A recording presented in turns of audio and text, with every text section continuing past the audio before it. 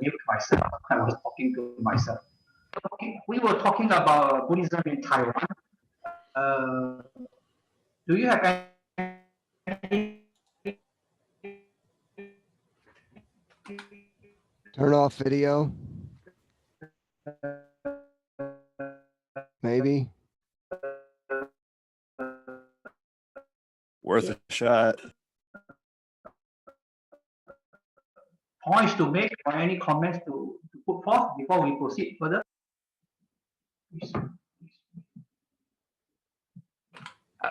I don't. We may run into some internet. Can you hear me? Yeah, you cut out there for a while. We all turned off our videos. It seems to be doing okay now, but we'll hope it holds. I do have one comment. There's something disturbing my screen. Please move this window away from the chat application. I don't understand this. Yeah, this is. I tried getting you to go through and change something last week, but your PowerPoint product here is not activated. There's a setting in the view that has to be changed. It's kind of annoying, but we're not going to be able to change it with your version of PowerPoint. So if you go into slideshow and start it as a slideshow, it may move it to the top to where it's not in the way. Oh, it's still in the way. You're right in the middle. Yeah, it's never been in the middle before. It's always at the top. Here, maybe stop sharing your screen and reshare it. Huh? Okay, shall I get out of the share screen and try again? Yeah, stop share and then reshare.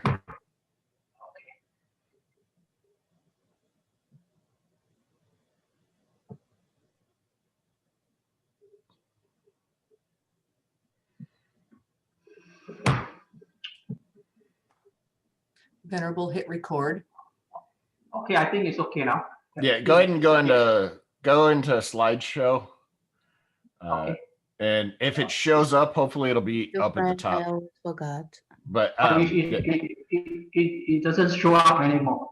Yeah, it'll come back. But Lee had It'll come back? Yeah, it will. It's a setting with the PowerPoint presentation.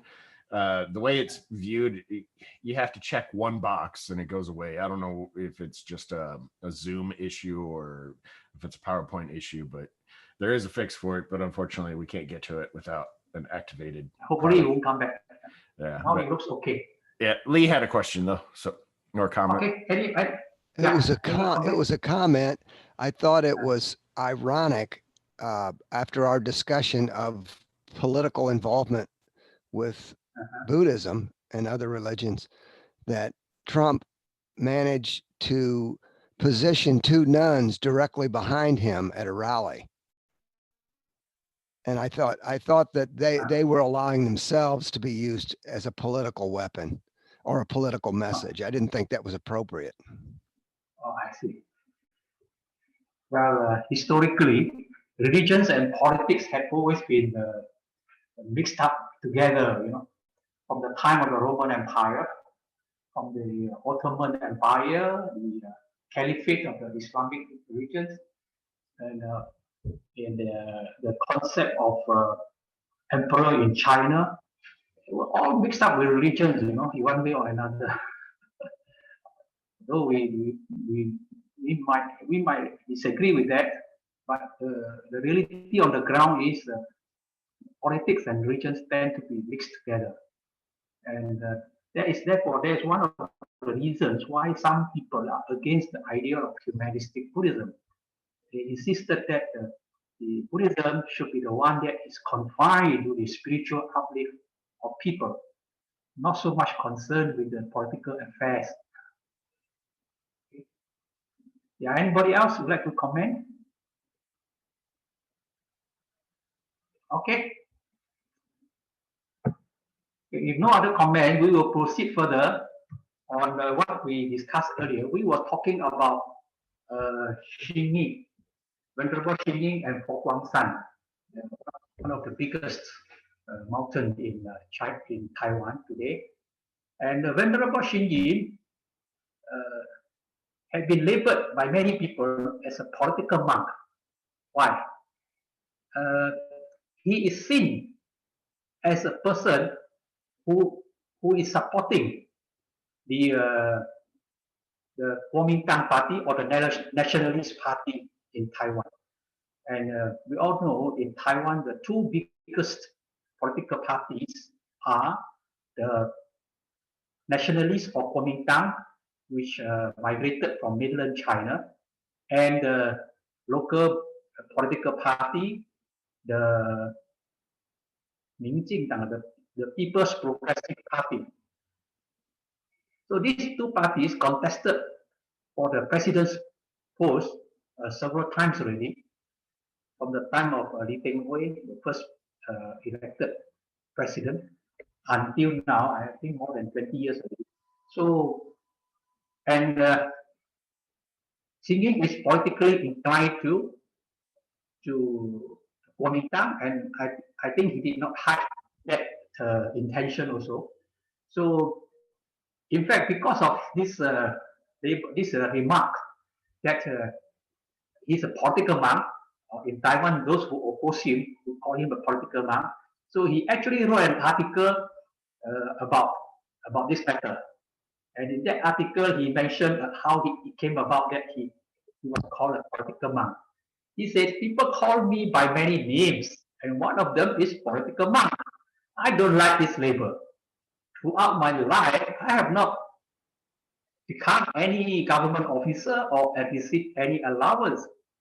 And apart from occasionally receiving visiting for politicians, I seldom mingle with politicians. Okay?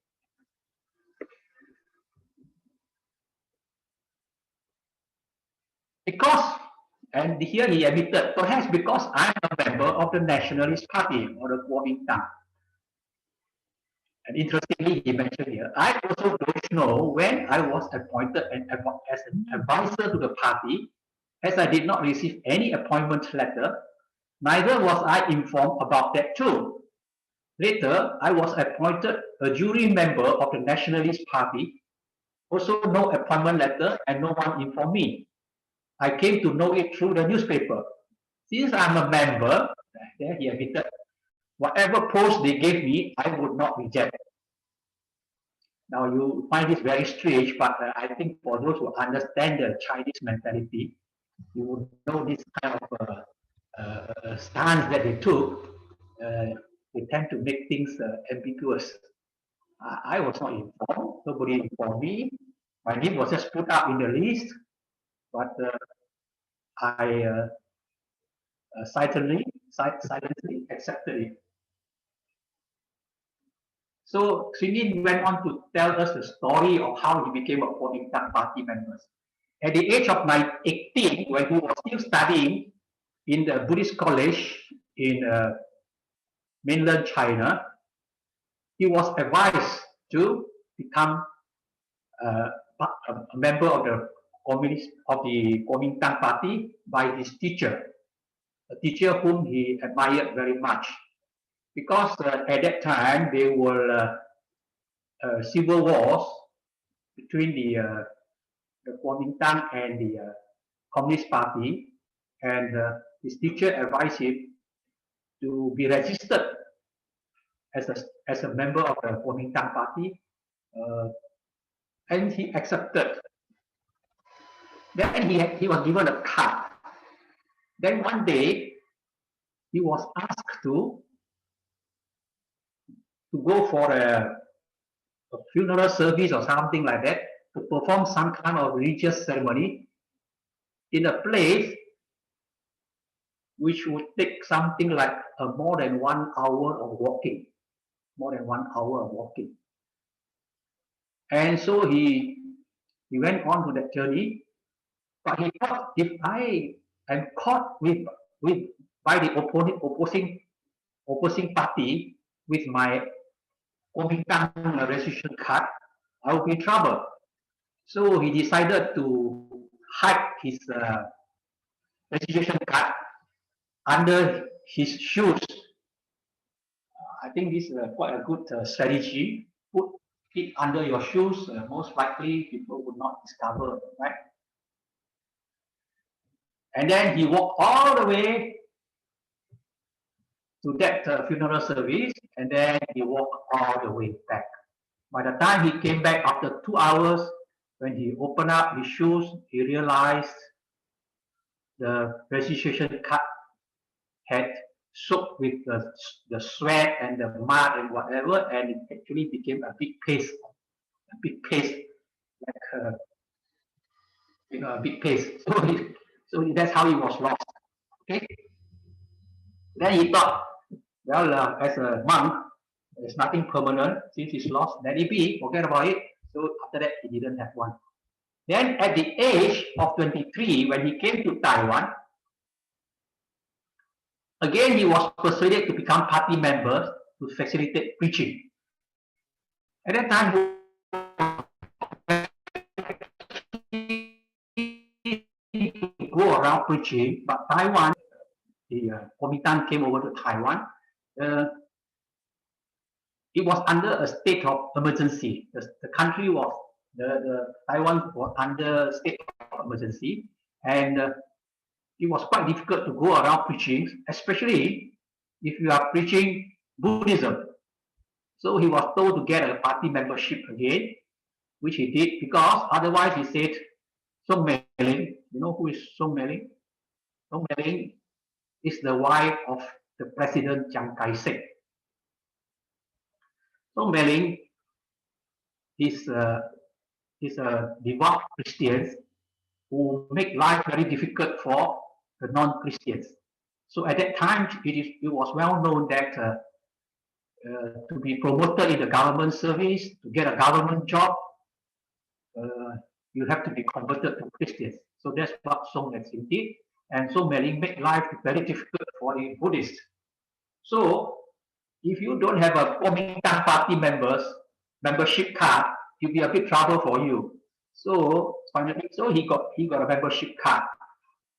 He became a member, and he said whenever police came and checked when they were preaching, he would show his membership card, and that helped a lot. He could go on, you see.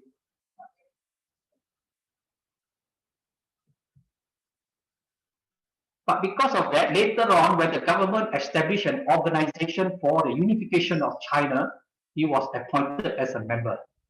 Now, this is very important.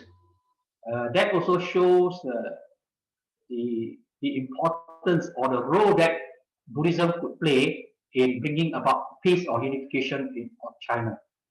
You know, during the peace talk in Paris, about the Vietnam ending of the Vietnam War, Buddhist monk Thich Nhat Hanh was also a representative of the Vietnam side. So it showed that somehow or other, even for political unification, sometimes you need the involvement of the head of the religions. So in this case, the Chinese government, the Republic of China, Taiwan, found it useful to have Reverend Xingyi as a representative of the Taiwanese government to talk about unification. And in fact, Reverend Xingyi said in 1961, I was approached to contest for a councillor post in Kaohsiung, to be something like the deputy mayor of Kaohsiung. Then I thought, if I contested, not only my 18 generations of ancestors would be condemned, even Sakyamuni Buddha would not be spared. That's not worth it. So I rejected the offer. So in a way, he followed the advice of Tai Shi, in the sense that we can be involved in politics, but not to hold office. So Xingyi actually said he liked what Tai Shi said, to be concerned with politics, but not to be involved in the holding office or in the administrations. So that's what he did. But overall, most people in Taiwan would know that he's on the side of one particular party, and that's Kuomintang. In fact, in the year around 2011, yeah, at December 2011, I happened to be in San, and the presidential election was going on, and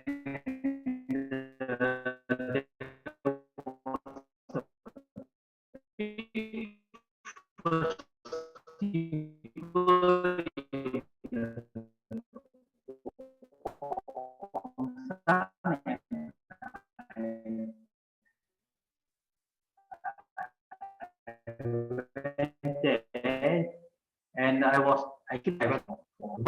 to pay respect to Reverend Shining, and this is the way to get a lot of votes. So it was done in the way that Shining and Ma Ying-jeou, the candidate from Kuomintang, met. But the next one, the candidate for the People's Progressive Party also would like to come to San to pay respect to Shining and get some votes. By that gesture, Reverend Shining said he was sick, so he didn't receive the visitor. So they were quite starter ways of showing your support, which side you are on, is it? Now I observe one thing. There's a peculiarity of Taiwanese monks in their so-called political engagement. They are involved in supporting certain political parties, but not championing certain issues. It is quite a departure from the concept of civil participation or of socially engaged Buddhism we are talking about. In socially engaged Buddhism we are talking about, we can bring up issues. For example, if we are against the capital punishment, or killing, sentencing prisoners to death. If we are against that, that is an issue. So we can say we are supporting that issue or we are against that issue, regardless of which political parties are on that particular issue, are for or against that particular issue. But we are focusing on issues. And if we are against, say, gambling, say maybe certain proposal to make gambling legal, and we are against gambling, so we are against that legalizing gambling. So that is based on issues.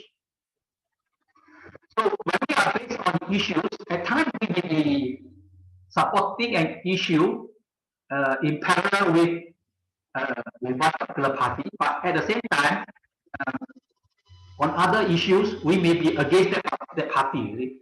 So it shows our transcendence over those political parties. But the peculiarity in Taiwan, I observe, is that people took sides not on issues, but on political parties. It is something very strange.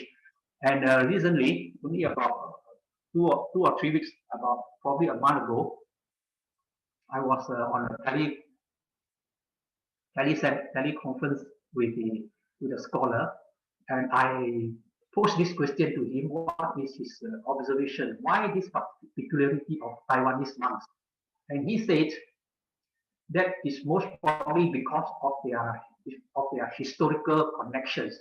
People like Venerable Xingyi, he came from China. He was a member of the party, and he is still a member of the party. And they were all for the unification of China. Until today, they still advocated that they are part of China. So perhaps because of that, they took the stand that they would like to, they are associated with parties. That means they acted based on party lines rather than on issues. Okay. And on the occasion that I mentioned earlier in 2011, when I was in Kuomintang, and there was a ceremony, and one of the speakers, I think he was a retired vice president of Taiwan, and also a strong devotee of Kuomintang. He admittedly said, or he openly says, Kuomintang actually is Taiwan's soft power. because you all know Taiwan is limited by its political constraint. It does not have many formal political connections with many parts of many other countries in the world. So they need some kind of soft power to penetrate to other parts of the world. So Ho Kwang San actually played this role quite well, spearheading the so-called soft power or the influence of Taiwan beyond the island. So this is about singing a political monk. Any questions so far? Because we are going to move on to the next issue already. So we were on Ho Kwang San. Anyone would like to say something? Okay, no? If not, we go on to the next one. This is the second big establishment or a mountain in Taiwan, headquartered somewhere in Taipei. Just now, the Ho Kwang San is headquartered towards the southern side of Thailand, southern part of Thailand southern part of Taiwan in Kaohsiung. This one headquartered in. By the way, Ho Kwang San perhaps is the only Buddhist organization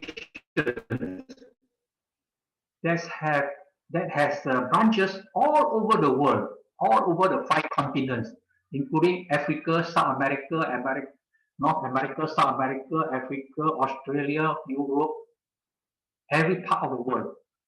Ho Kwang San has got branches. So, in fact, several occasions, Venerable Shinin probably said that the Gautama Buddha only preached the Dharma in the northern India, whereas he brought the Dharma to the whole globe, the 5 continents.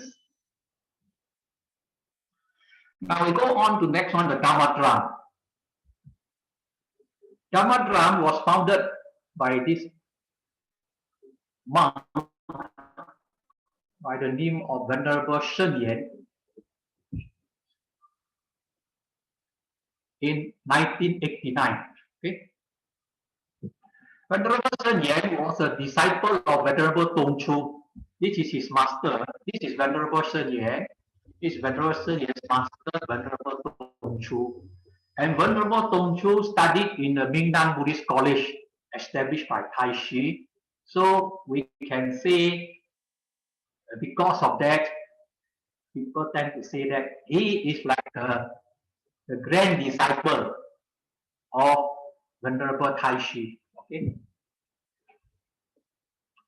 Now, Venerable Shen Yan was one of the earliest monks to obtain a PhD, but he humbly gave the accolade to Venerable Ying Sun. He actually wrote some articles to praise Venerable Ying Sun's contributions. Whereas we all know Venerable Ying Sun's PhD was not earned through the academic channel. He was more like, although eventually in reality thesis was also submitted, but Venerable Shen Yan actually studied and got his PhD from Japan. This is the headquarters in Taipei, and actually it's a very grand establishment there. Now, Dharma Drum, build pure land on earth. That is the mission of the Dharma Drum. Ancient human Ren Buddhism was aimed primarily to distinguish itself from the Pure Land school, which emphasized on external salvation, and from Chan, which is closely associated with mountains and hills. So when you talk about Zen Buddhism or Chan Buddhism, you tend to have a picture that it means meditating quietly in the mountains or in the hills. And if you talk about Pure Land, That means chanting Nami Omotopo so that you can go to the Pure Land. Whereas Ying Sun and Sen Yan advocated Pure Land on Earth. That means we are going to focus on this human realm to do our work here to build Pure Land right here on Earth. In 1957, at the age of 28, Sen Yan wrote, if we can purify this earth, then why can't this earth be called paradise? So if we can purify our minds, then this is pure paradise. Okay? And he humorously remarked, why you want to, we can avoid a long and arduous journey to the Pure Land of the West. Why not make effort in this human realm? Make it a pure land. Make human realm a pure Buddha land. The Buddha said, when the mind is pure, the land is pure. If everyone has a pure mind, how couldn't the land be pure? So he make a humorous remark, instead of taking that long and arduous journey to the Western paradise, why not just build it here, is it? Now, if we only emphasize on going to the Western paradise and ignore the eradication of evils in this world, then we are actually similar to the Christian concept of going to heaven, equally belong to escape otherworldly. How can we Buddhists be so selfish? That was said by Venerable Sen Yan. Okay. So these are the common ethos of Dharma Mountain. See, the first thing it mentioned here is our vision: build a pure land on earth. And how do we do that? Uplift the character of humanity. Okay? And our spirit is to give ourselves for the benefit of others. Okay? And our direction is to return to the original intention of the Buddha and work for the purification of the world.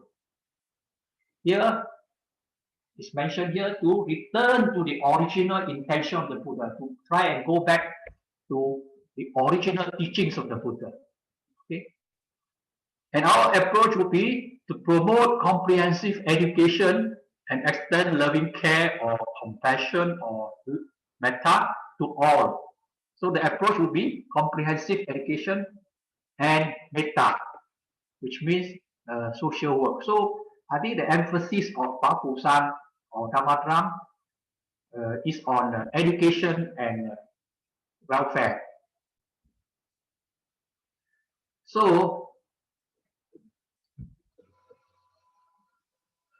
due to the emphasis on environmentalism in Taiwan at that time, many people were talking about environmentalism, to protect the environment and protect the environment. So Venerable Sen Yan came up with the 4 kinds of environmentalism. That number 1 is to protect the spiritual environment. So when everybody was talking about the external environment, the trees, the air, the pollution that was going on, so on, Venerable Sen Yan asked us to look into our own mind. While we don't like the external environment to be polluted, are our minds polluted? So he wanted us to focus back on our own mind. So he actually bring us back to the spiritual or the mental side, the mental environment. Then only you talk about the natural environment, the environment outside. Okay. Then you talk about protecting the living environment, talking about how we should live our life in such a way that we would not contribute to further deterioration of the environment. So if you go to Dhamma, and for that matter, the big temples in Taiwan now, and you are invited for lunch there, they will teach you how to eat, so that you know how to live in the most environmental friendly manner. So you probably be given an empty bowl, and you go and take the amount of rice that you think you can finish eating. You have to finish if you take the amount of rice, and then you take a few dishes to add into the rice, and then you sit down quietly and you eat those food. You finish those food, you pour some water into that bowl to rinse that bowl, so that the cleaning will be much easier later, and so that not even the slightest amount of food is wasted. After that, you drink the bowl of water, then only you bring that bowl to the counter to be put into the washing area. So those were the trainings, so that we know how to live in a manner without causing further destruction or endanger the environment. And then he mentioned the fourth one, to protect the social environment. To protect the social environment, he was talking about manners, mannerism, so that in our society, we speak properly, we are courteous to each other, we conduct ourselves in such a way that we generate positive energy in the society and not negative energy in the society. So these four kinds of environmentalisms are continuously repeated, mentioned again and again in Dhammapada. Okay? So even though their emphasis, actually Dhammapada emphasis is from Zen, but they will be talking a lot about in the modern language, environmentalism. So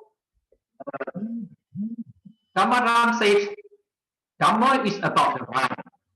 And Venerable Sun Yan repackaged the teachings in modern terms. He repackaged it in modern terms. It is for the human realm, follow human nature, and for our human life. Okay?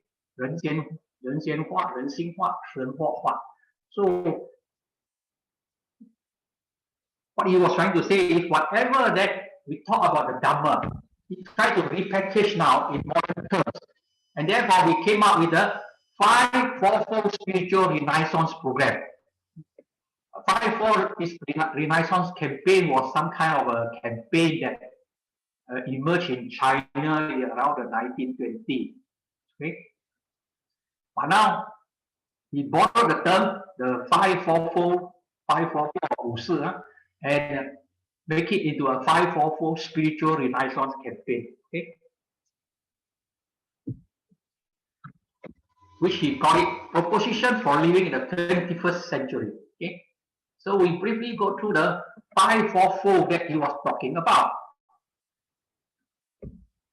That means there are 5 categories of the 4. 5 categories of 4. So altogether 20 items we'll be talking about.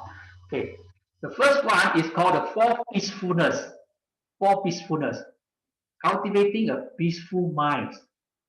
So first thing is how to cultivate a peaceful mind by reducing our desire. Okay? And the second one is to cultivate a peaceful body by living a life of hard work and thrift. And the third one, a peaceful family of love and respect. And the fourth one, a peaceful occupation, honest and upright occupation. If you look at this, the mind, the body, the family, and the occupation, these are actually very commonly mentioned among the Chinese. A typical Chinese would like to have these 4 properly taken care of: the mind, the body, the family, and the occupation. Activity here means occupation. So it says take care of the mind, the body, the family, and the occupation. When I read this, immediately comes to my mind is, isn't this mentioned in the Mangala Sutta?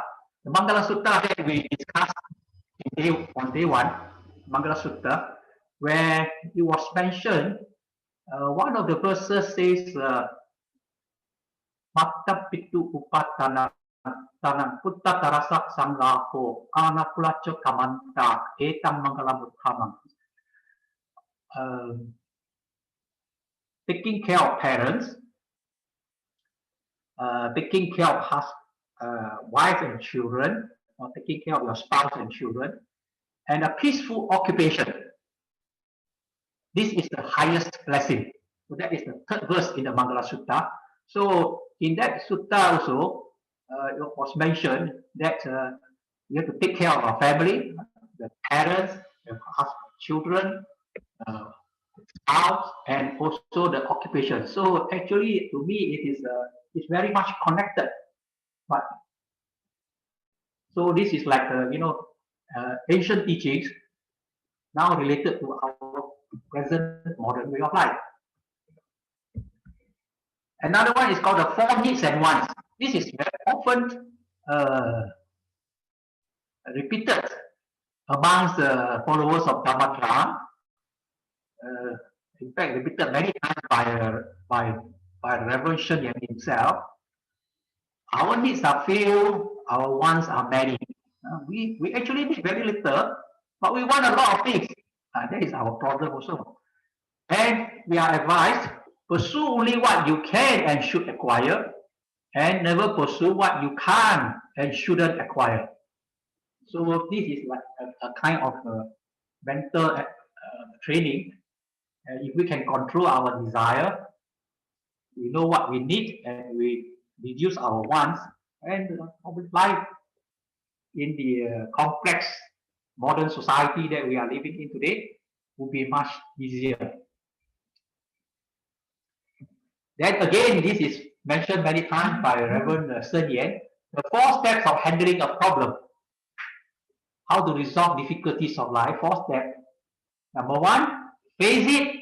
If you have a difficulty, face the difficulty squarely. Don't run away from it.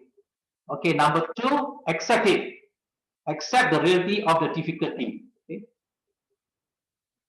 Analyze it. Then number 3, deal with it. Deal with the difficulty with wisdom and compassion. And finally, I think the last one is the most important one. Let it go afterwards. Let go of it. So whether you can resolve it or you cannot resolve it, if you have deal with it and you still cannot resolve it, you still have to live with it for the time being. Or if you have already settled it, let go of it. If you can't settle it, you are live with it for the time being. So sometimes I say, like husband and wife quarreling and so on. But deal with it with some wisdom and compassion. And if divorce is not a solution, then learn to live together. Okay? Live with the problem. That's a problem, but live with the problem. But if you can't live with the problem, if you solve the problem by divorcing, then after divorcing, no need to look back. Just let go of it. Okay? I think this also happens in politics. In politics, many a times political parties have to deal with many things. Sometimes they confront each other, and sometimes they come to an agreement, and eventually they have to go on. Okay. Then the next 4 is the 4 practices of helping oneself and others. A proposition for human relationship, I would rather say. For getting along with others, you must have proper mental attitude to foster good mental relationship, good human relationship. So the 4 advices are: number 1, feeling grateful for the chance to develop. We say feeling grateful. Now the Buddha says there are 2 types of people in this world which are very hard to come by, very hard. Number 1 is someone who can perform something to help somebody else. We say in Chinese, someone who is able to perform something to help somebody else. And the other one is someone who is grateful for whatever help he received. So the Buddha said these are the two types of people which are very hard to come by. And in fact, this one you also can find in the Mangala Sutta. In the Mangala Sutta is mentioned Katha Nyutta. We mentioned, I think, verse number 6, Karavo cha Nivato cha Santutit cha Katha Nyutta. Then Kalina Dhamma Savanang. Kalina Dhamma Savanang. Etang Mangala Buttamang. So Katha Nyutta. Katha Nyutta means feeling grateful. And I always say, you know, normally people who help us, we feel grateful, but it's very difficult for us to repay back our gratitude because usually they are gone, or they actually don't need you to pay back in any form. So for example, parents look after us. We have gratitude to our parents. But by the time you want to pay your gratitude, they might already pass away. So what we can do is we convert this gratitude to help somebody else. So for example, I always remind myself, in my life, I was offered scholarships to study from secondary school to university to postgraduate to further study in Japan, no less than 5 times. So the society helped me a lot. So out of gratitude, I cannot repay back whoever helped me, the government. In fact, the government of those days, it's not the government of today, not the same people. So, but we can convert that gratitude by repaying that gratitude to somebody else. That's how we can repay our gratitude. Okay.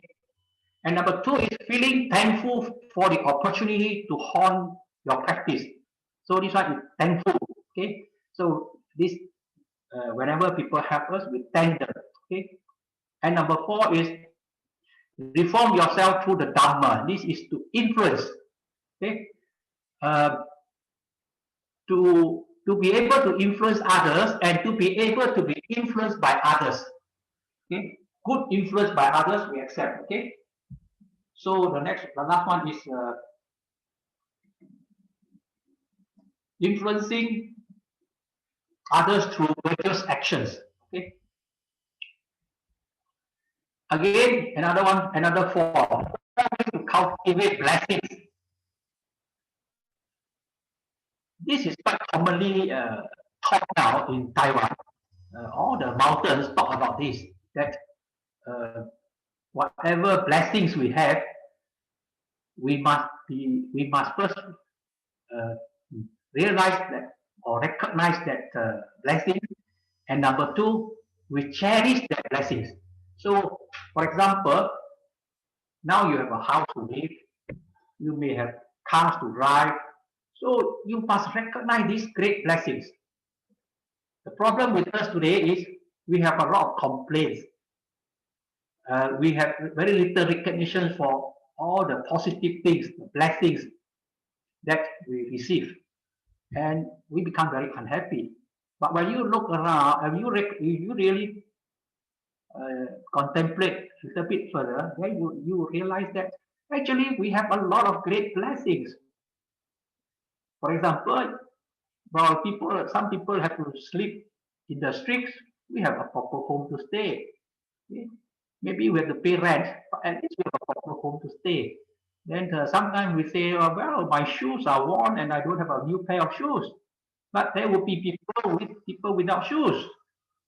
Okay, so we must be able to recognize blessings, and this will make our life much happier. Then the next one is cherishing blessing is the best way of saving. Cherishing blessing. Whatever blessings we have, we cherish it very much. So if you have a bowl of rice, we cherish it properly. We eat it properly with a sense of gratitude and no wastage because we want to cherish it. Okay. And then, of course, we must nurture blessings because blessings have to be nurtured and built. So we need to perform good deeds so that we can nurture blessings. And then the next one is to sow the seeds of blessings that the blessings may be shared by all. So we want to sow the seeds of blessing. So whenever we have blessings, we also pray that all these blessings will be shared by others. So we actually spread the seeds of blessings. So that is briefly about Dhamma. Okay.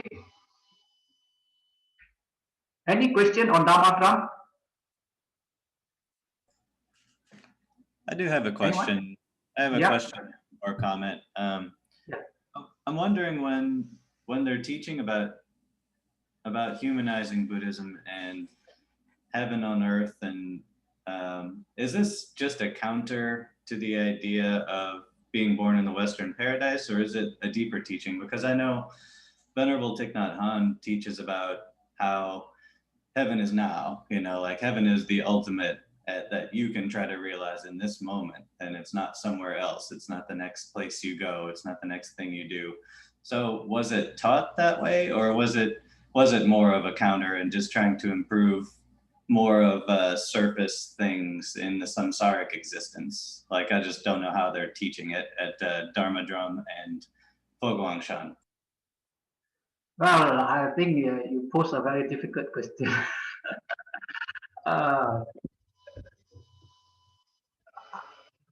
All of them in their propagation material would emphasize that we want to build pure land on earth, perhaps with the hidden intention of cutting away from the traditional pure land approach of going to the Western paradise. So either openly or implicitly, they are actually trying to present Buddhism in the completely new perspective, away from the traditional perspective of chanting Namo Mitopo to go to Western paradise. So I think that is the whole gist of it. I see. Thank you. Anything else? Anybody else? If not, then we go on to talk about the Buddhist Compassion Belief Tzu Foundation. The name is very long. This one founded by Venerable Zhen Yan much earlier than the Dhamma in the year 1966. Zhen Yan, the master and mentor, the late Venerable Master Ying Sun, which we discussed earlier, is well known that Venerable Ying Sun is a proponent of Renjian Fojiao in Taiwan. And his advice to Venerable Zhen Yan when she was ordained, the advice to her was to work for Buddhism and for all sentient beings. And this became like a mantra to Tzu and to Zhen Yan. They always say we are here for Buddhism and for all sentient beings. Now the story is like this: Venerable Ying Sun was residing in Huizhi Jingse in Taipei. Then this Venerable Zhen Yan actually came from Hualien, the eastern side of Taiwan. And Zhen Yan, when she was a little bit of a eccentric behavior, in the sense that she shaved her hair by herself to become a nun, because she was learning Buddhism from a layman, and she wanted to become a nun, but she got no master, but she just shaved her hair. So this shaving hair by herself and don the robe as if she's a nun was actually also criticized by some people. But actually, to me, this is a small matter now, because later on, she officially went for an ordination. So one day, Venerable Ying Sun actually wrote in his own story that one day this Venerable Zhen Yan came to Huizhi Changtang, where Reverend Ying Sun was staying, to look for books, to buy books.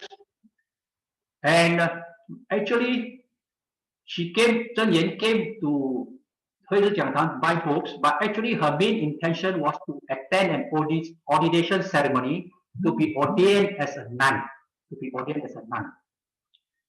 But when she went there to that ordination ceremony, she was turned away because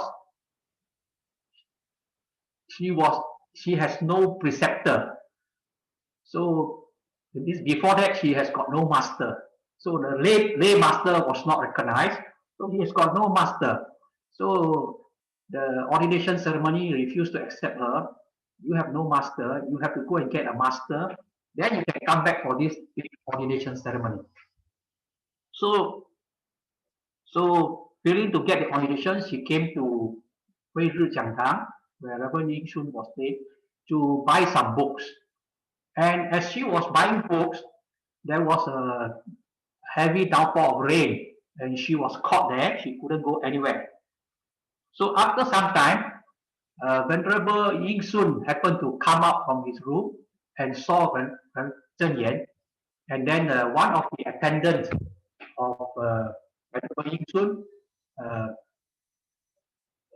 told the story of Zhen Yan to Reverend Ying Sun and said she needed someone to be her preceptor, so that be her master, so that she could attend the ordination ceremony.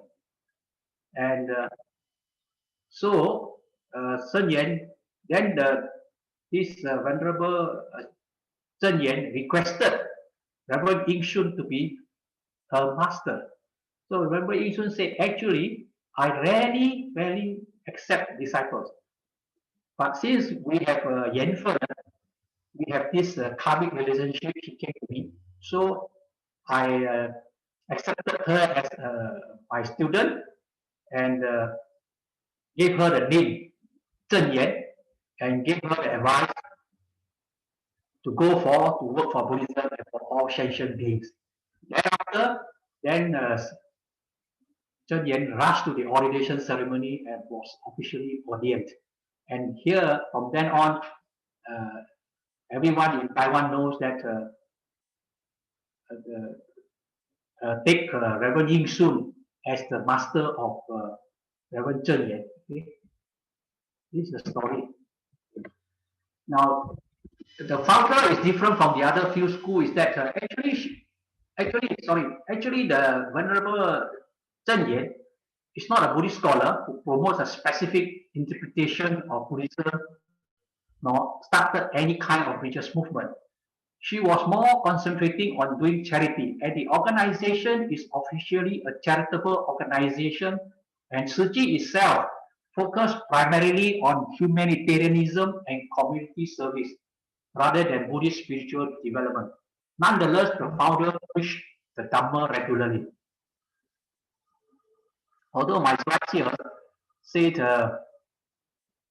primarily on humanitarianism and community service rather than Buddhist spiritual development, I think to be fair, we cannot deny the fact that humanitarian and community service coupled with the Dharma teachings, that itself is also a kind of spiritual development. Okay. Now the name is like that, very long name, you know. Buddhist Compassion Relief Tzu Chi Foundation. Okay. So if you look at compare with all the other 4 mountains, this is the least among the 4 mountains to be involved in other societal matters, especially like on politics. And this is a good point in the sense that if you are doing charity work, you try to minimize your political identity because that would reduce a lot of unnecessary distractions.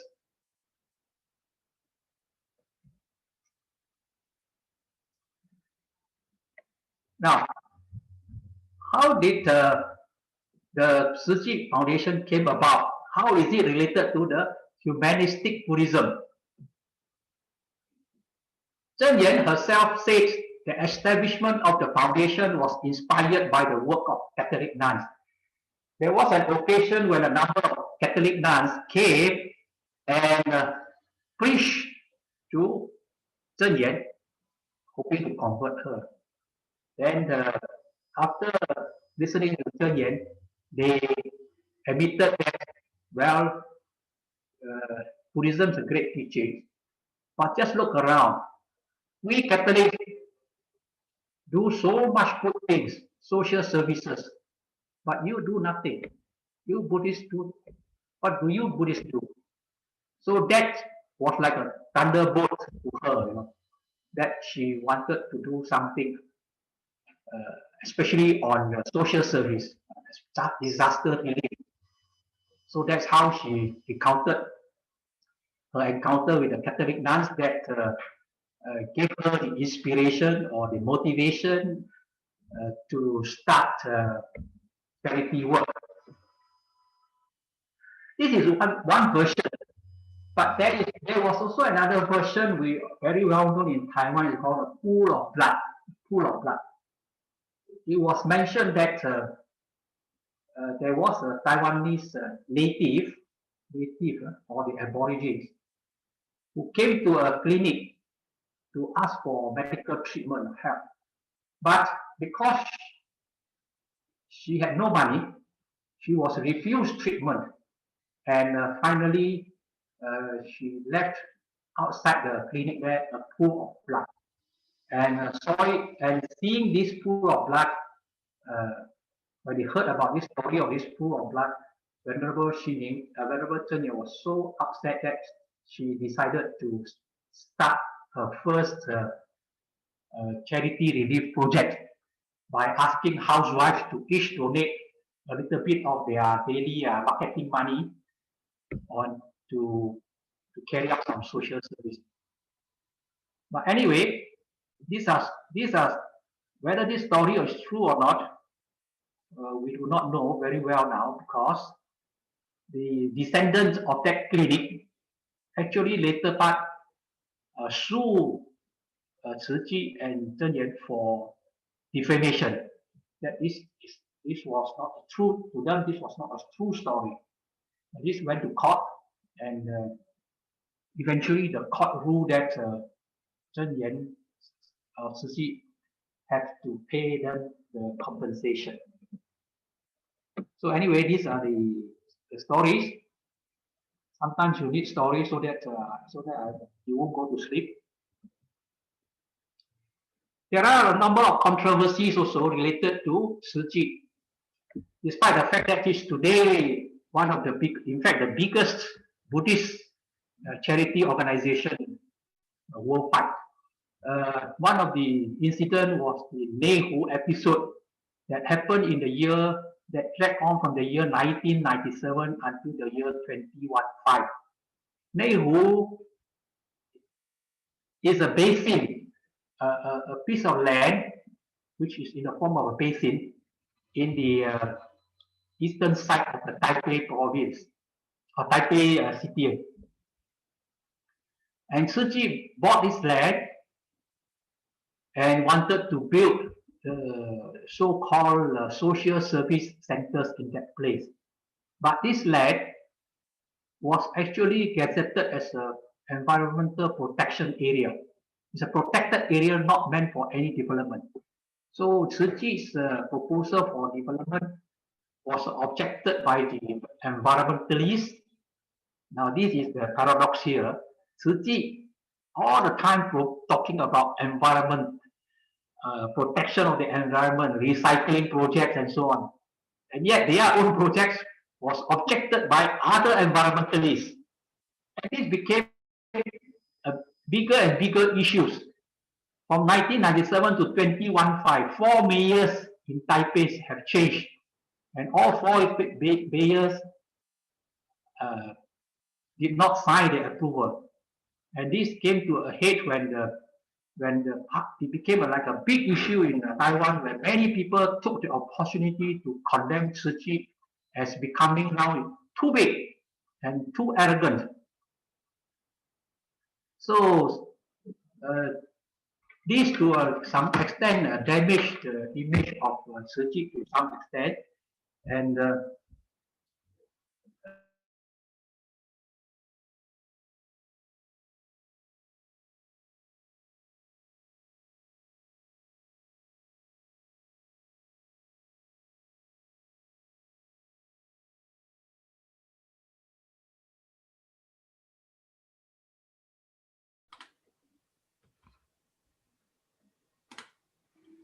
okay. So I turned off. Thank you very much for your heated conversation just now. I could hear you. I can't see. So can we go on now? Yes, please go ahead. Should we turn our screens off again? Sure. It It's does okay. help with the bandwidth. You can turn off because I can't see you either. Now I can't see. I don't know where it has gone wrong. It used to be around. Now it's not around. Okay. Okay, shall I go on? Please go ahead. Okay. We were talking about some of the controversies surrounding the Tzu Chi Foundation. One of them is the Nehu episode that lasted from the year 1997 till 2015. In 1997, the Tzu Chi Foundation bought a piece of land and wanted to develop it to become a social service center. But that piece of land, which is located in Nehu, is a protected land, meaning no development allowed. But there were a lot of pressures from both sides. One side wanting the government to even amend the law such that protected areas can have limited development, primarily for the social development, social or welfare services purposes. Then that was, of course, objected by environmentalists also. So there was a big group of environmentalists who objected very strongly, exerted a lot of public pressure, so much so that all the four mayors of Taipei City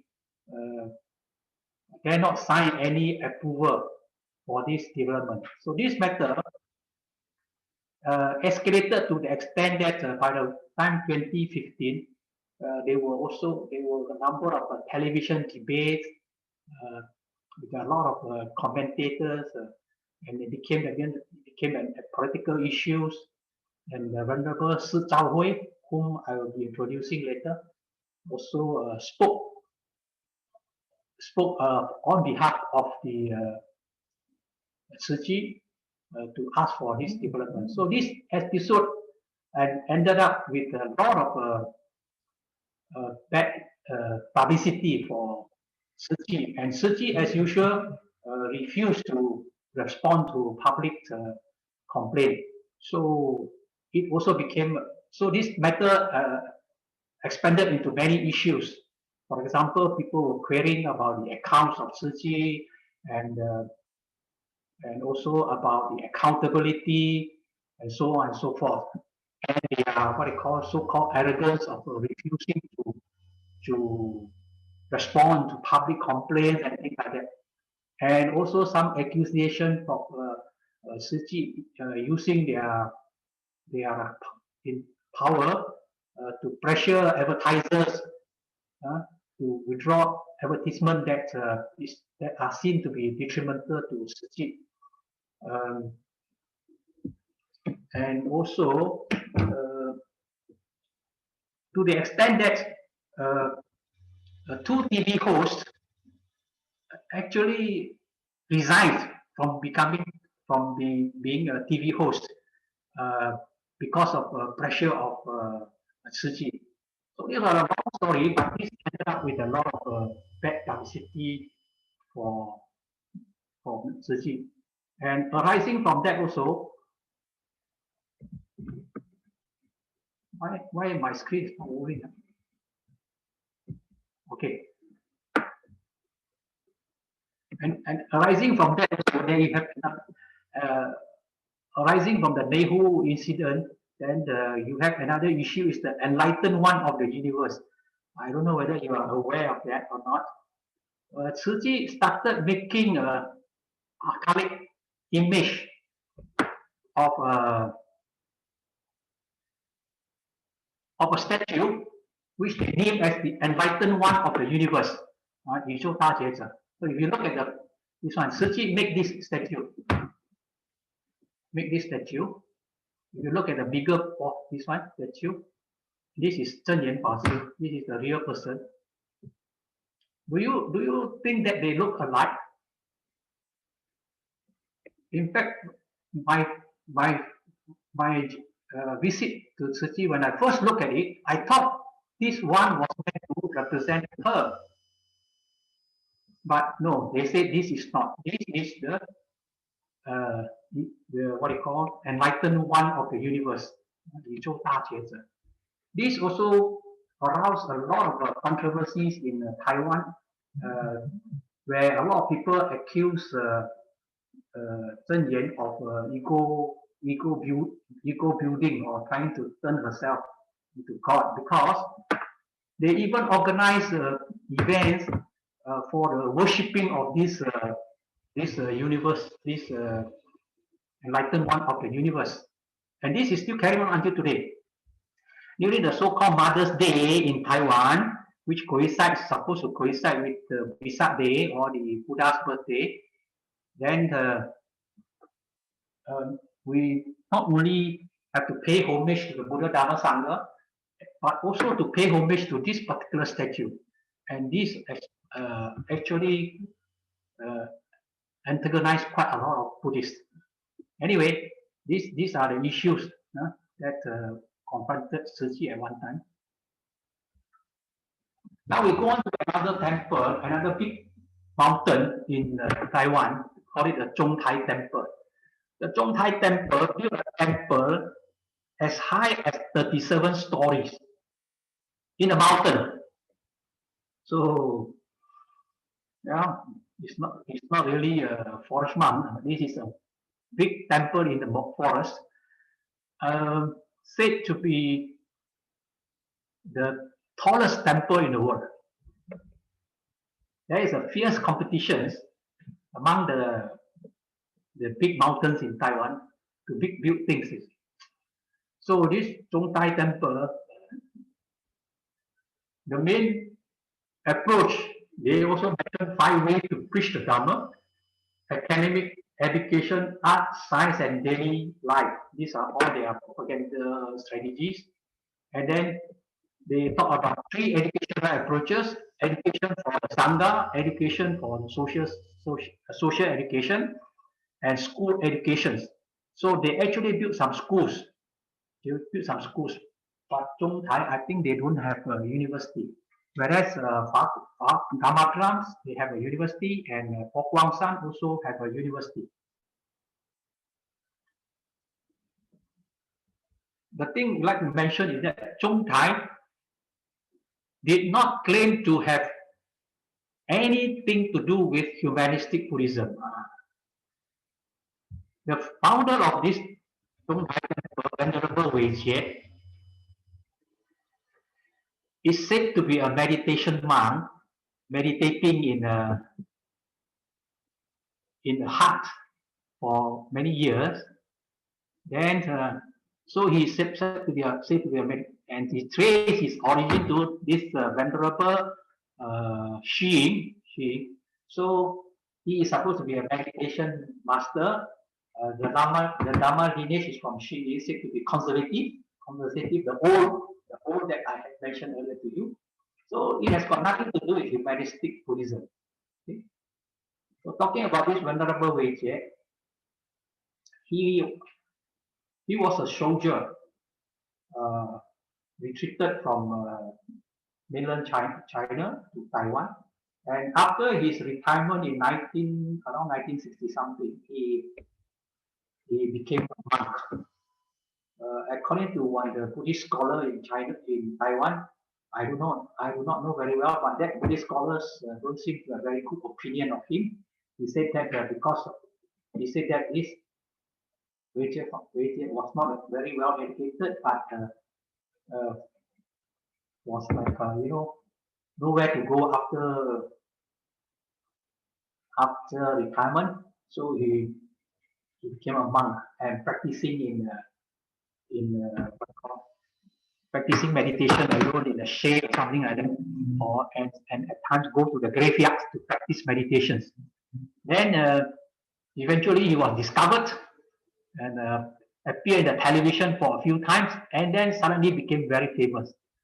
The scholar said all of a sudden he became famous, and with his famous status, he eventually built this Zhong Tai Si. The interesting thing is it is modernized and have large following also. Zhong Tai Si is quite large, and we have a lot of followers also. And although he did not claim to be humanistic, he did not say that I'm promoting humanistic Buddhism. He does not use the word humanistic Buddhism. Yet in many ways, it has got what I said, the characteristic or the normative characteristic of humanistic Buddhism. For example, if you talk about colleges, they also have college. And you talk about schools, they also build schools. And you talk about Dharma preachings, they also do Dharma preachings. So in many ways, they are quite similar to the humanistic Buddhisms of the other mountains. And an important point to note is that Venerable Wei Jie, being a soldier of the Kuomintang that retreated to Taiwan, is politically support the Kuomintang, and in this case, much more openly, not so much like Venerable Xing, who was more subdued in his approach, whereas Venerable Wei Jie campaigned for Kuomintang candidate against Chen Shui-bian during the presidential election, and to the extent that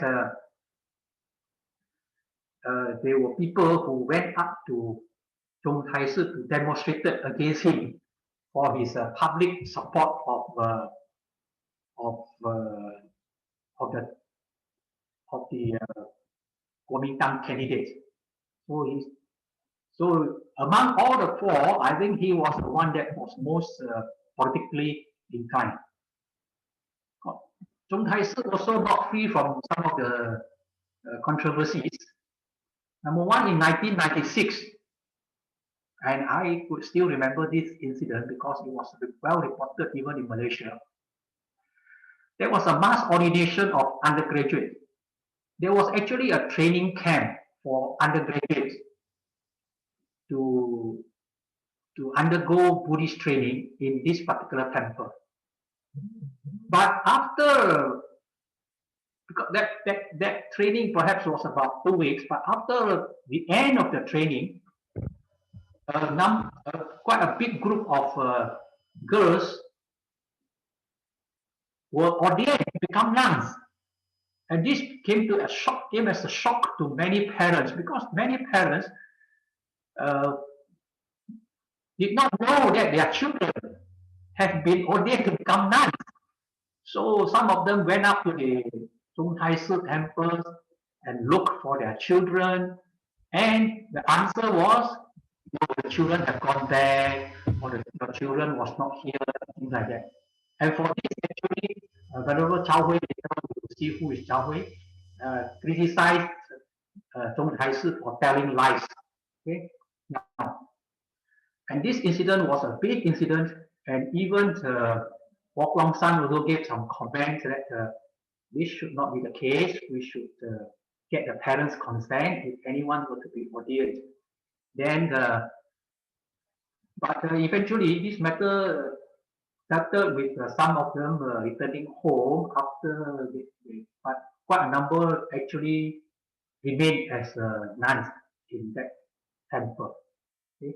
After they were there, and in fact, some parents actually make police report that their children were kidnapped by Zhong Tai temple. They gave a very bad name for Buddhism. Of course, another one was the alleged illegal construction. This is a legal matter. We do not know the details now. Then, of course, the greatest controversy is partition's political support for Kuomintang. So this is the situation of Zhong Taishi. Now I gave you this all. I gave you I tell you the stories about all these four mountains. Now, so that we can come to some general conclusions about the humanistic nature of Buddhism in Taiwan. Now you will notice that all the four mountains are modernized, resourceful, and globalizing, and done great jobs in promoting Buddhism. They are all modernized in terms of many things. For example, their approaches in reaching out. They use all sorts of modern means, television, newspapers, electronic means, so all modernized means. And if you visit their temples, the temples are also all very modernized. The conventional, for example, in Dhammadram, the conventional Dharma assembly when you write names on paper and then you paste there, and then when the monks do chanting, the monks will come and pick the name and things like that. You can't find those things now. Now it's all electronic. You'll be screened, things like that. So it modernized in many ways, and they are all very resourceful in the sense they are all very rich. And we will later analyze that they were actually a product or a byproduct of the economic resurgence of Taiwan in the 1970s. Taiwan suddenly became one of the so-called four tigers or the four economic powers of Asia in the 1980s. And Taiwan became very rich, and they invested in many countries, Malaysia included, and Taiwanese businessmen traveled all over the world, Malaysia included. And when they travel, they also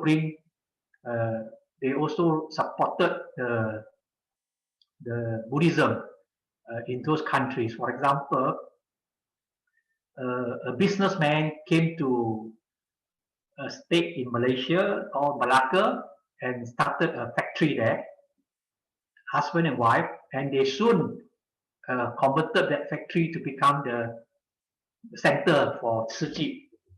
So that's how those mountains are globalized with their very rich resources. And in that way, they become very prominent.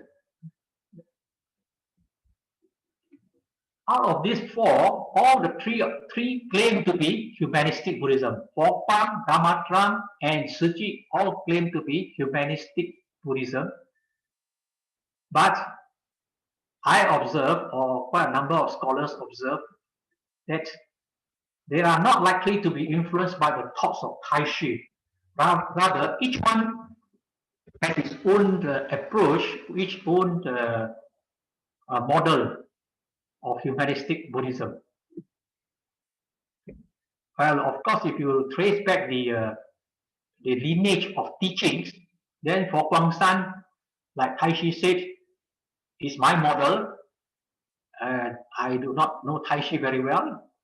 I appreciated some of his teaching, but humanistic Buddhism of the Guangshan model is because of my own characters.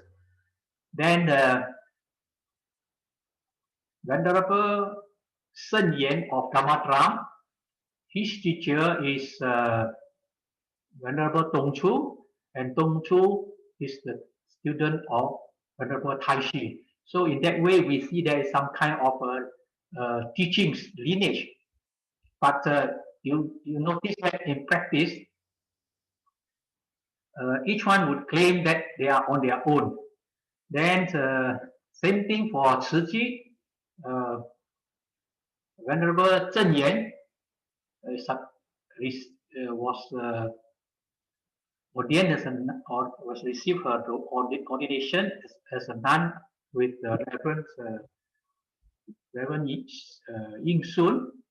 And Ying Sun, you all know, is a student of Tai Chi. But then, in many ways, Ying Sun's claim his humanistic, his Ren Jian Fojiao is different from the Ren Shen Fojiao of Tai Chi. So this is the situation. And interesting things that we should not miss is that all these, out of the four, three actually try to establish its own identity and proclaim its own sect. So today, Fo Guang is the Fo Guang sect. So actually, Xing Ying is like the first founder or the founder of Fo Guang sect. Then Dharma is the Dharma sect, and then Tzu Chi is Tzu Chi sect. Only Zhong Taisi still claim to be a lineage of a Zen or Chanzhong descended from Venerable Xi Yun. And of all the four here, we notice that Fo Guang and Zhong Tai are more politically involved. Both are supporters of political parties, and that is the Kuomintang party. And we also notice that actually Tzu Chi and Zhong Tai, to some extent, were embroidered in some big controversies, which were not so good for the image of Buddhism. And we also notice that all of them actually established layman's arms to propagate Buddhism. So this is a brief summary of the four great mountains in Taiwan. Okay, now I'm going to introduce to you another nun, Venerable Chao Hui. Why I introduce her is because her maverick behaviors or her approach to humanistic Buddhism is a representative. It is an icon. She became an icon of humanistic Buddhism in Malaysia, in Taiwan. This is Venerable Chao Hui. She's about around 63 or 64 years old now. This is the picture I took with her in 2016 in Nagpur, India, where we attended the conference in remembrance of this man, Dr. Ambedkar. She was giving her speech in Chinese and I translated into English. So just to tell you some stories about Venerable Chao Hui. About the first story is about a story about me and her. About 30 years ago, when I was still the vice president of the Young Buddhist Association of Malaysia, one night at about 11 p.m., late at night, I received a call from Penang. It's about 300 kilometers away from my house in Kuala Lumpur, from the Secretary General of the Young Buddhist Association of Malaysia. He told me, can you quickly go to the airport and fetch this nun, Venerable Chao Hui, from the airport? I said, what? Why nobody informed me earlier? Then he said, yeah, because of some miscommunication. She has now arrived at the airport and she called me. Nobody come and receive me.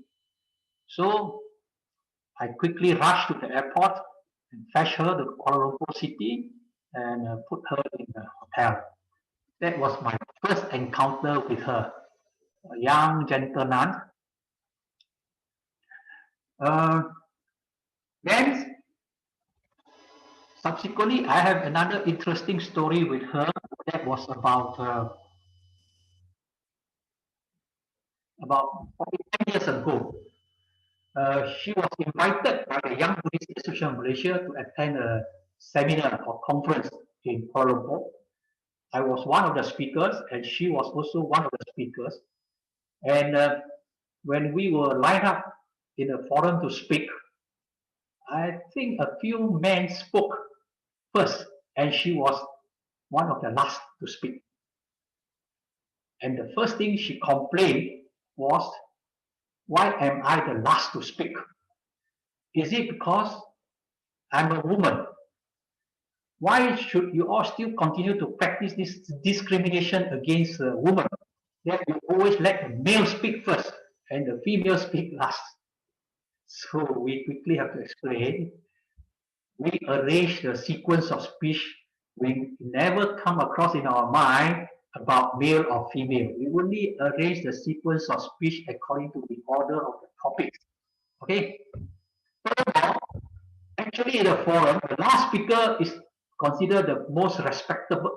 The most respectable one will be given the last chance to speak, so that you have the opportunity to sum up or to criticize the rest.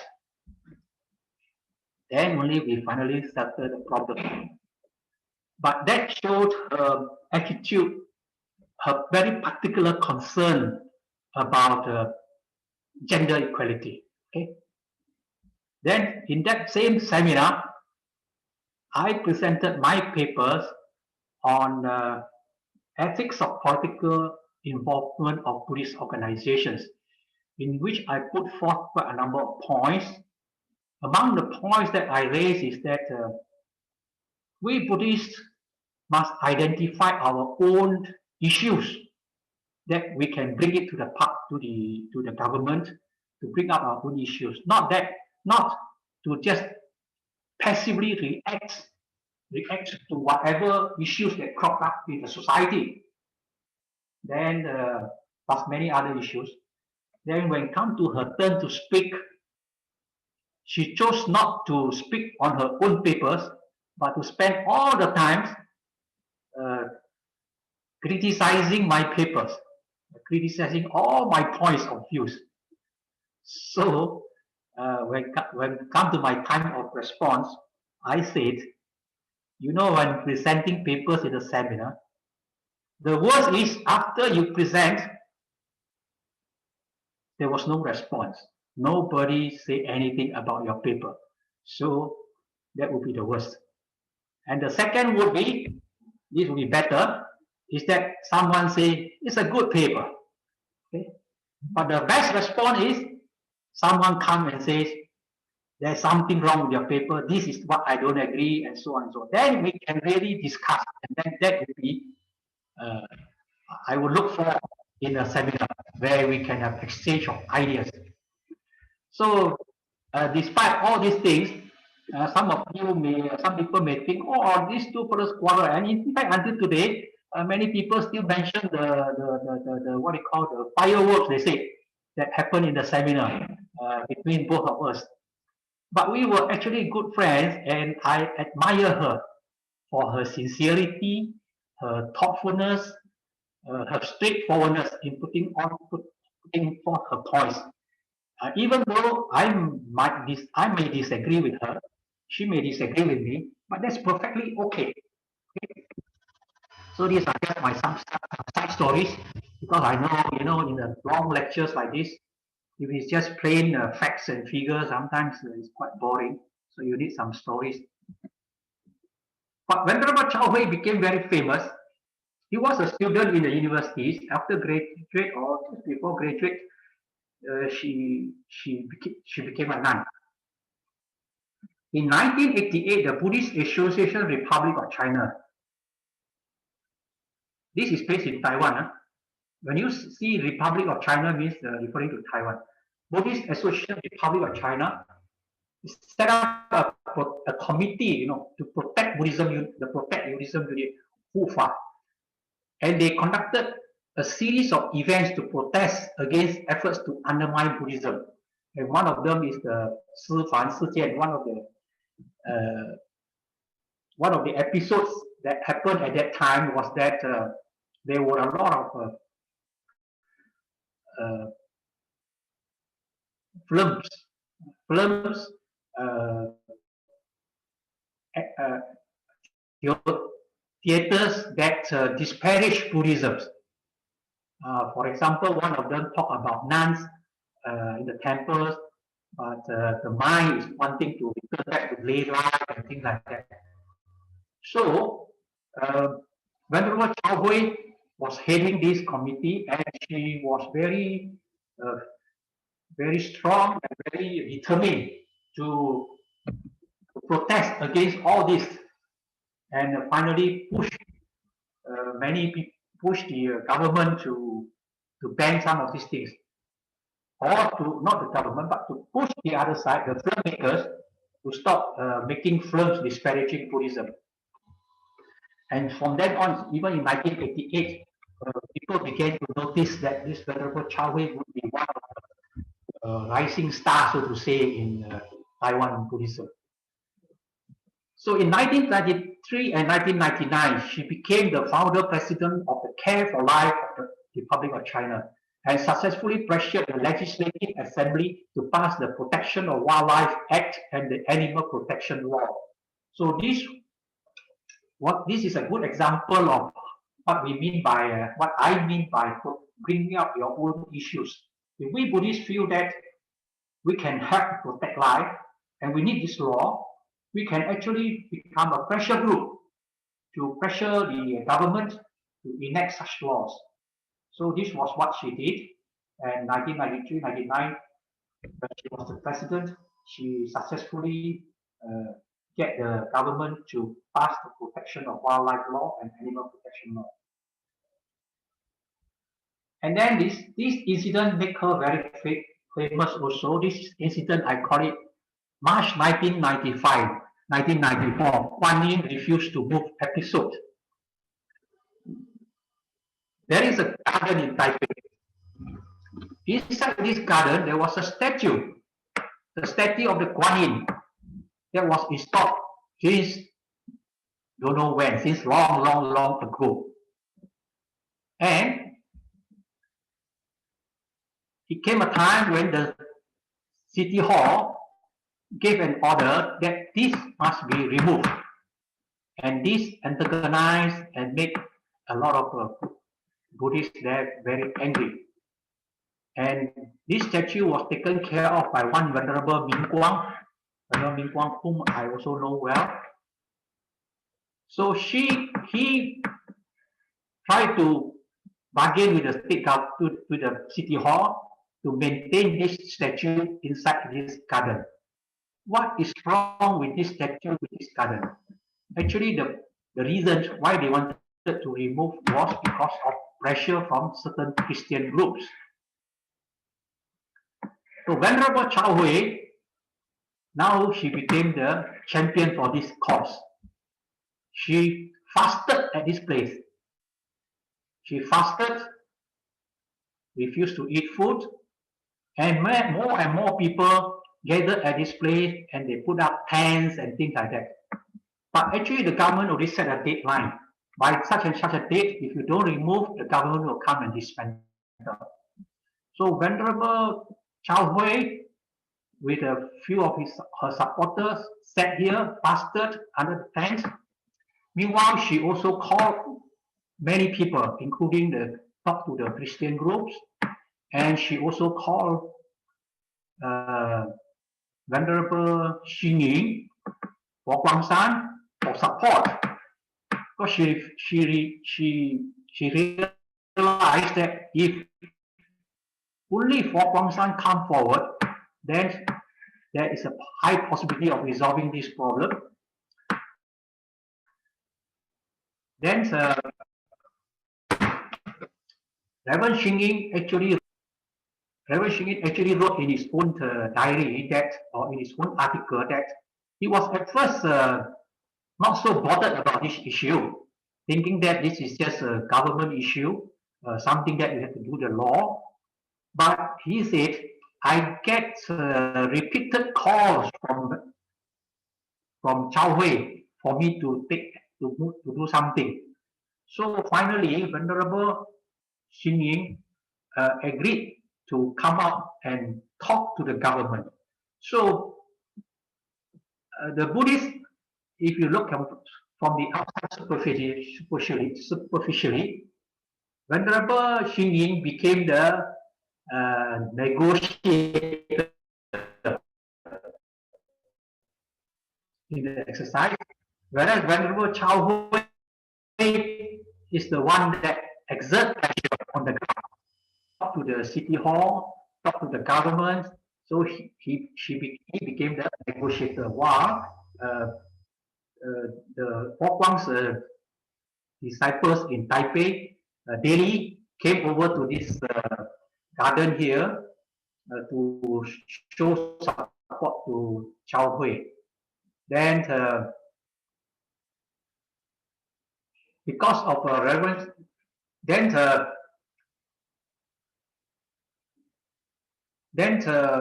Reverend Chao Hui requested Reverend Xin Ying to send supporters together on that night, the eve of the removal of this Kuan Yin.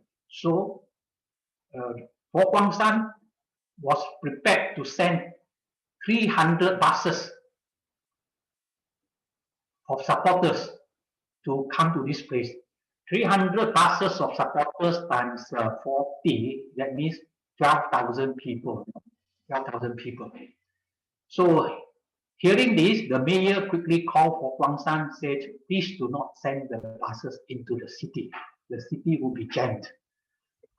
So, finally, with pressure and with negotiation, finally, Kuan Yin doesn't have to go. So, the Kuan Yin remains till today.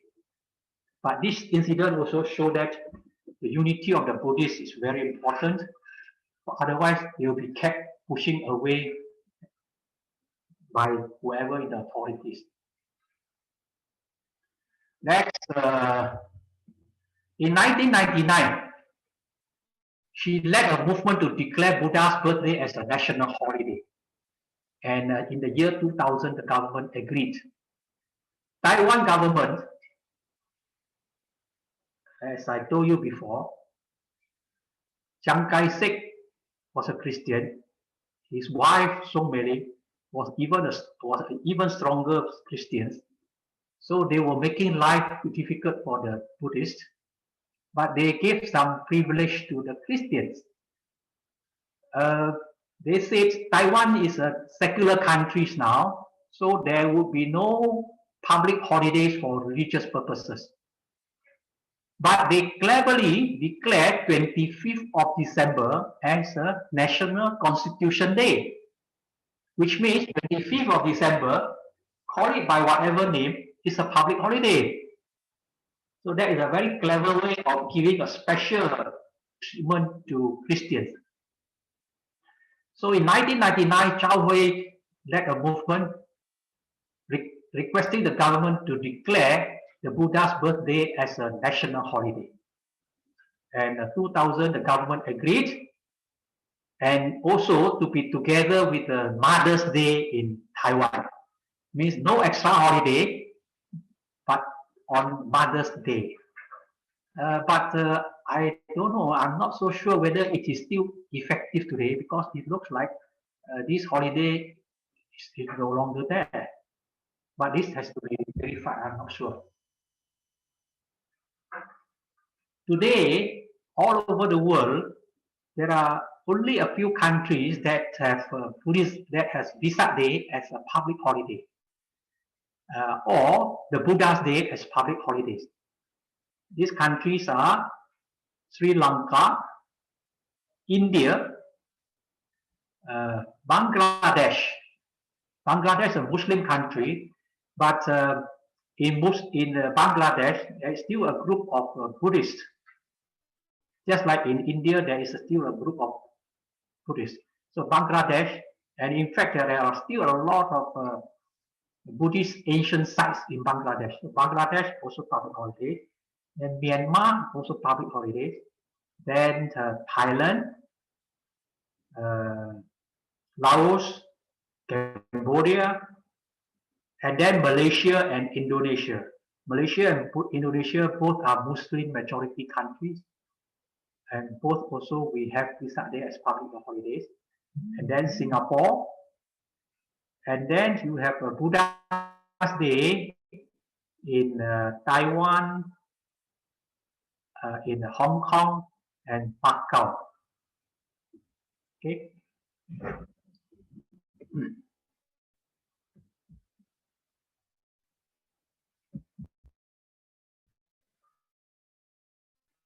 Now, like I told you, for Chao Hui, she is very particular about gender equality. And not only gender equality, but gender inclusiveness. In March 2001, the Dalai Lama came to Taiwan. So Chao Hui took the opportunity to talk to the Dalai Lama and wanting him to reinstate the Bhikkhuni ordination in the Tibetan traditions. So the Dalai Lama said, I will go back and discuss with my other traditions. But after that, I think the story ends there.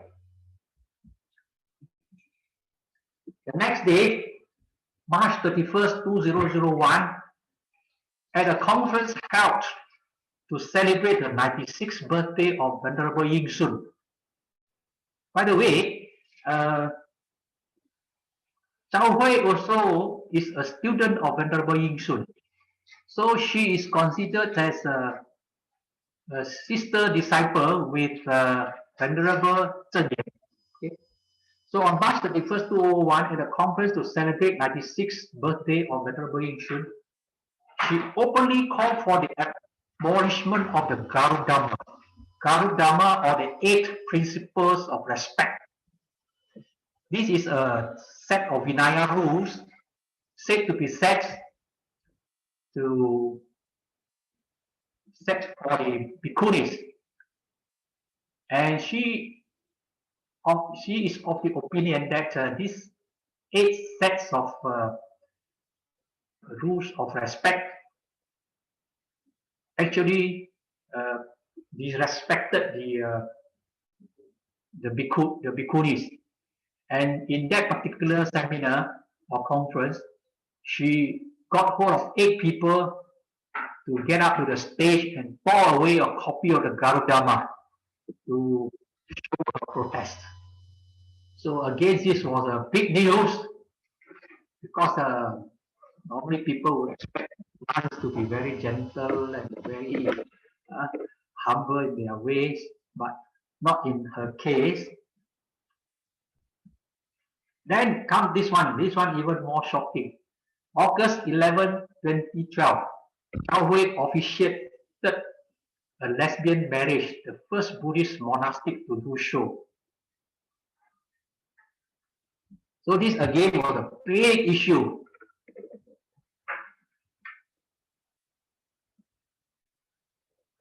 Then on 24th, 2016, Chao Hui, in her capacity as professor of the Shenzhen University, testified at a hearing called by the Legislative Assembly to discuss about gender equalities. Okay, so these are all her involvement. Okay, we take a rest now. Then we come back to continue with the Reverend. Okay, everybody can hear me, yeah? All right. Yep. Yes. Okay. So we were talking about Venerable Chao Hui, an icon of humanistic Buddhism in Taiwan. And just now we stopped here about involvement in the various various social issues. You could see that she was involved in a wide range of social activities, from protecting the Buddhism, to life-saving issues, to gender inclusiveness issues. And one of the stand that she took was to tear away the Garudharma. That caused quite a big of uproar, so much so that the Buddhist Association of the Republic of China actually wrote a letter to Venerable Ing Sun and asked Ing Sun's opinion about this, because they were trying to target Ing Sun. You know, you produce this kind of student who come and tear away this kind of the Buddha's Vinaya in front of a big crowd. So they wrote to Ing Sun to ask his opinion. And what do you think? Because Venerable Chao Hui said that these rules were not made by the Buddha. It was a later development.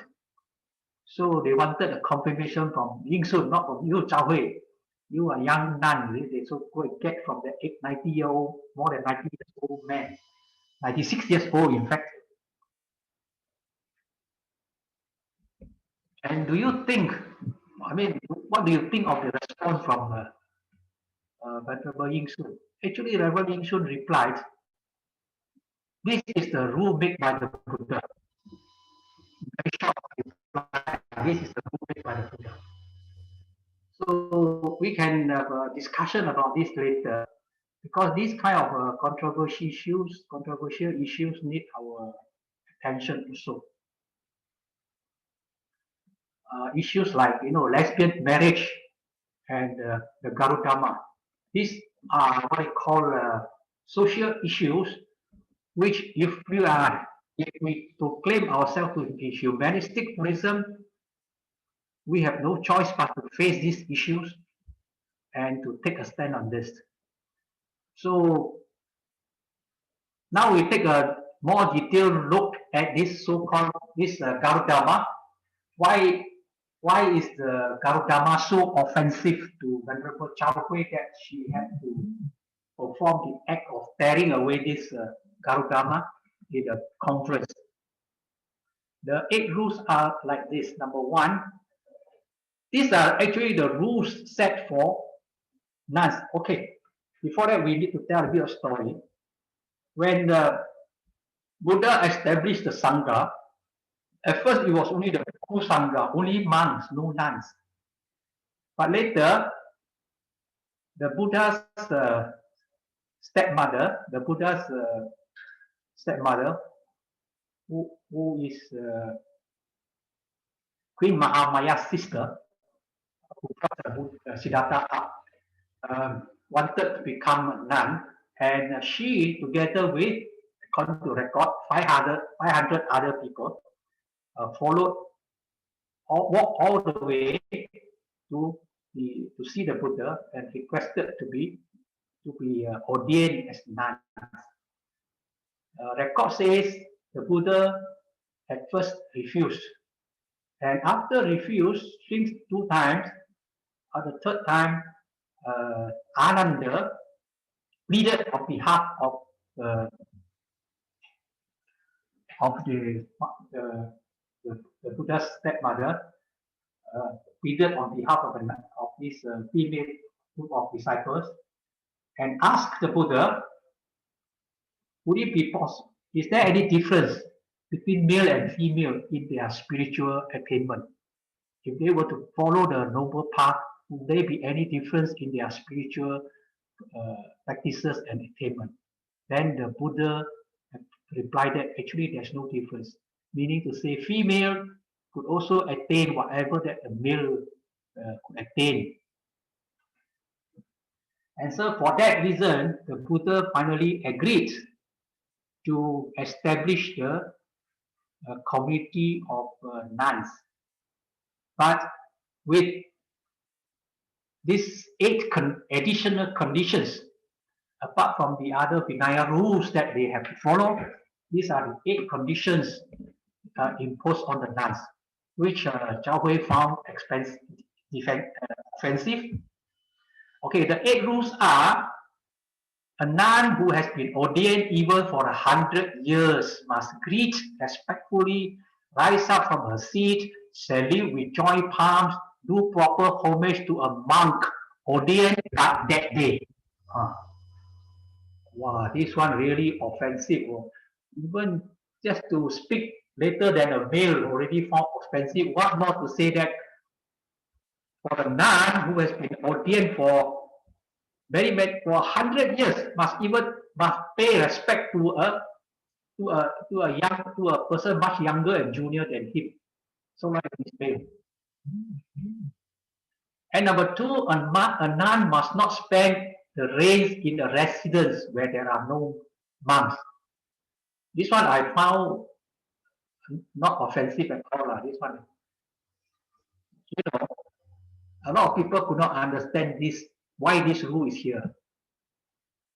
Because we are living in the present environment. So if you put yourself in the environment during the Buddha's time, then you can understand this very well. During the time of the Buddha, when you say you renounce the world, where do you live?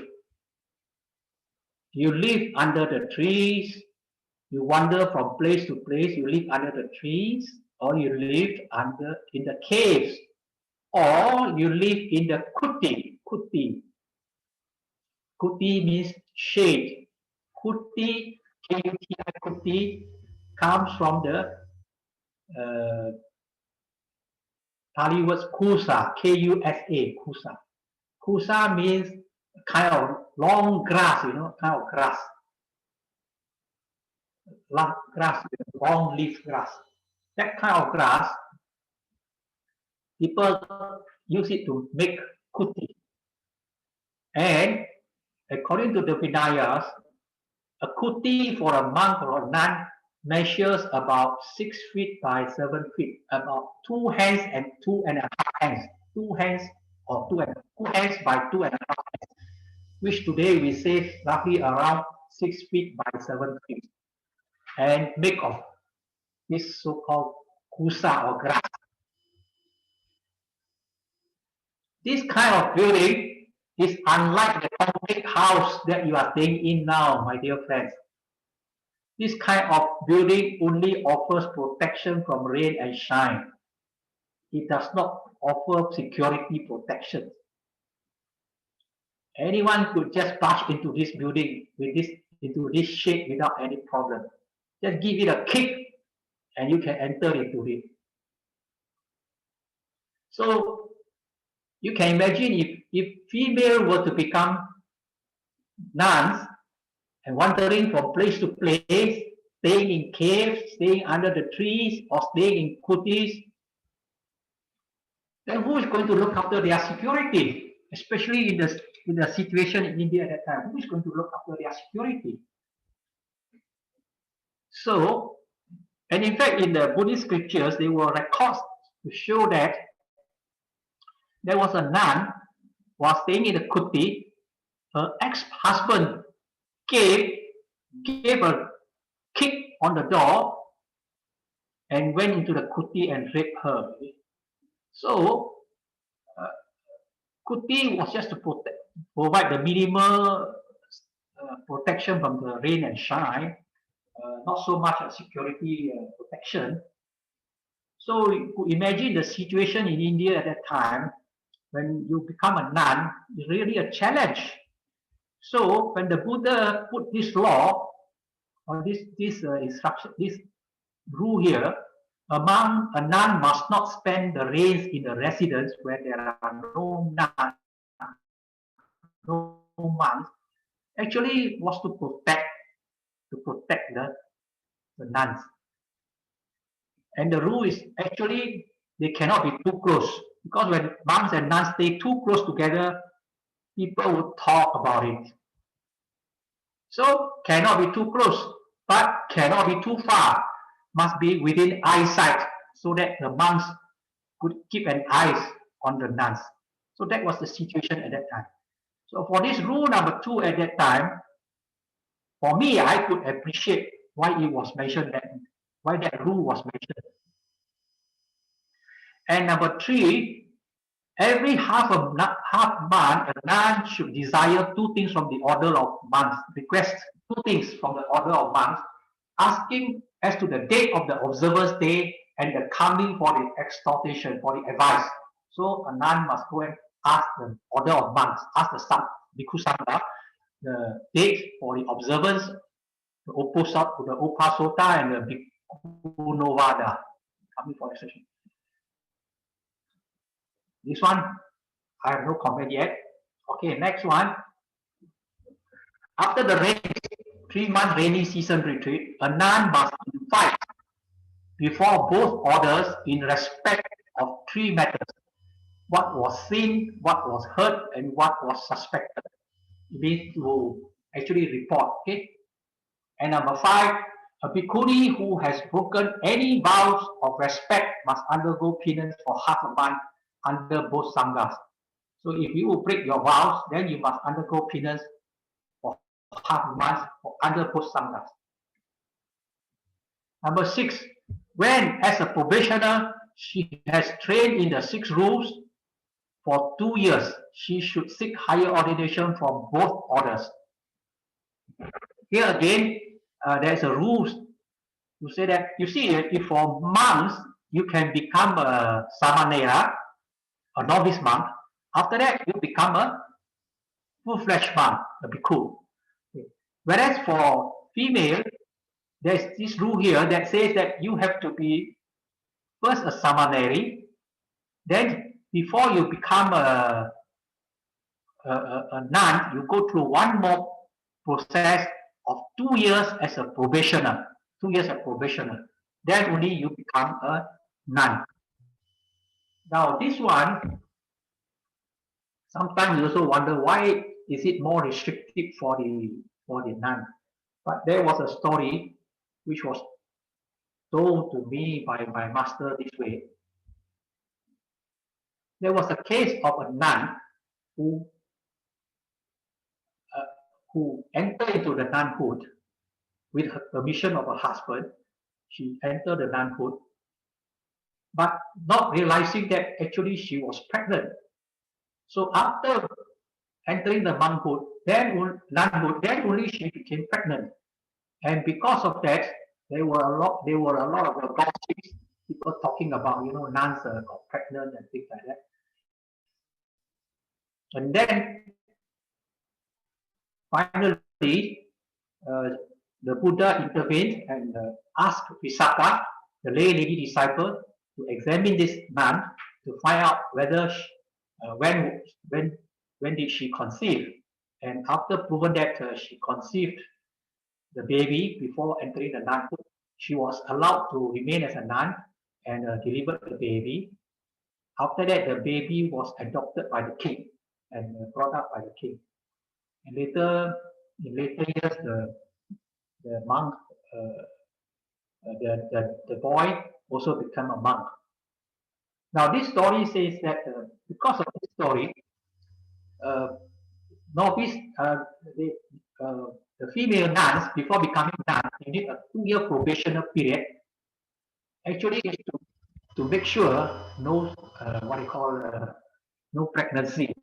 Okay. Okay. Next one.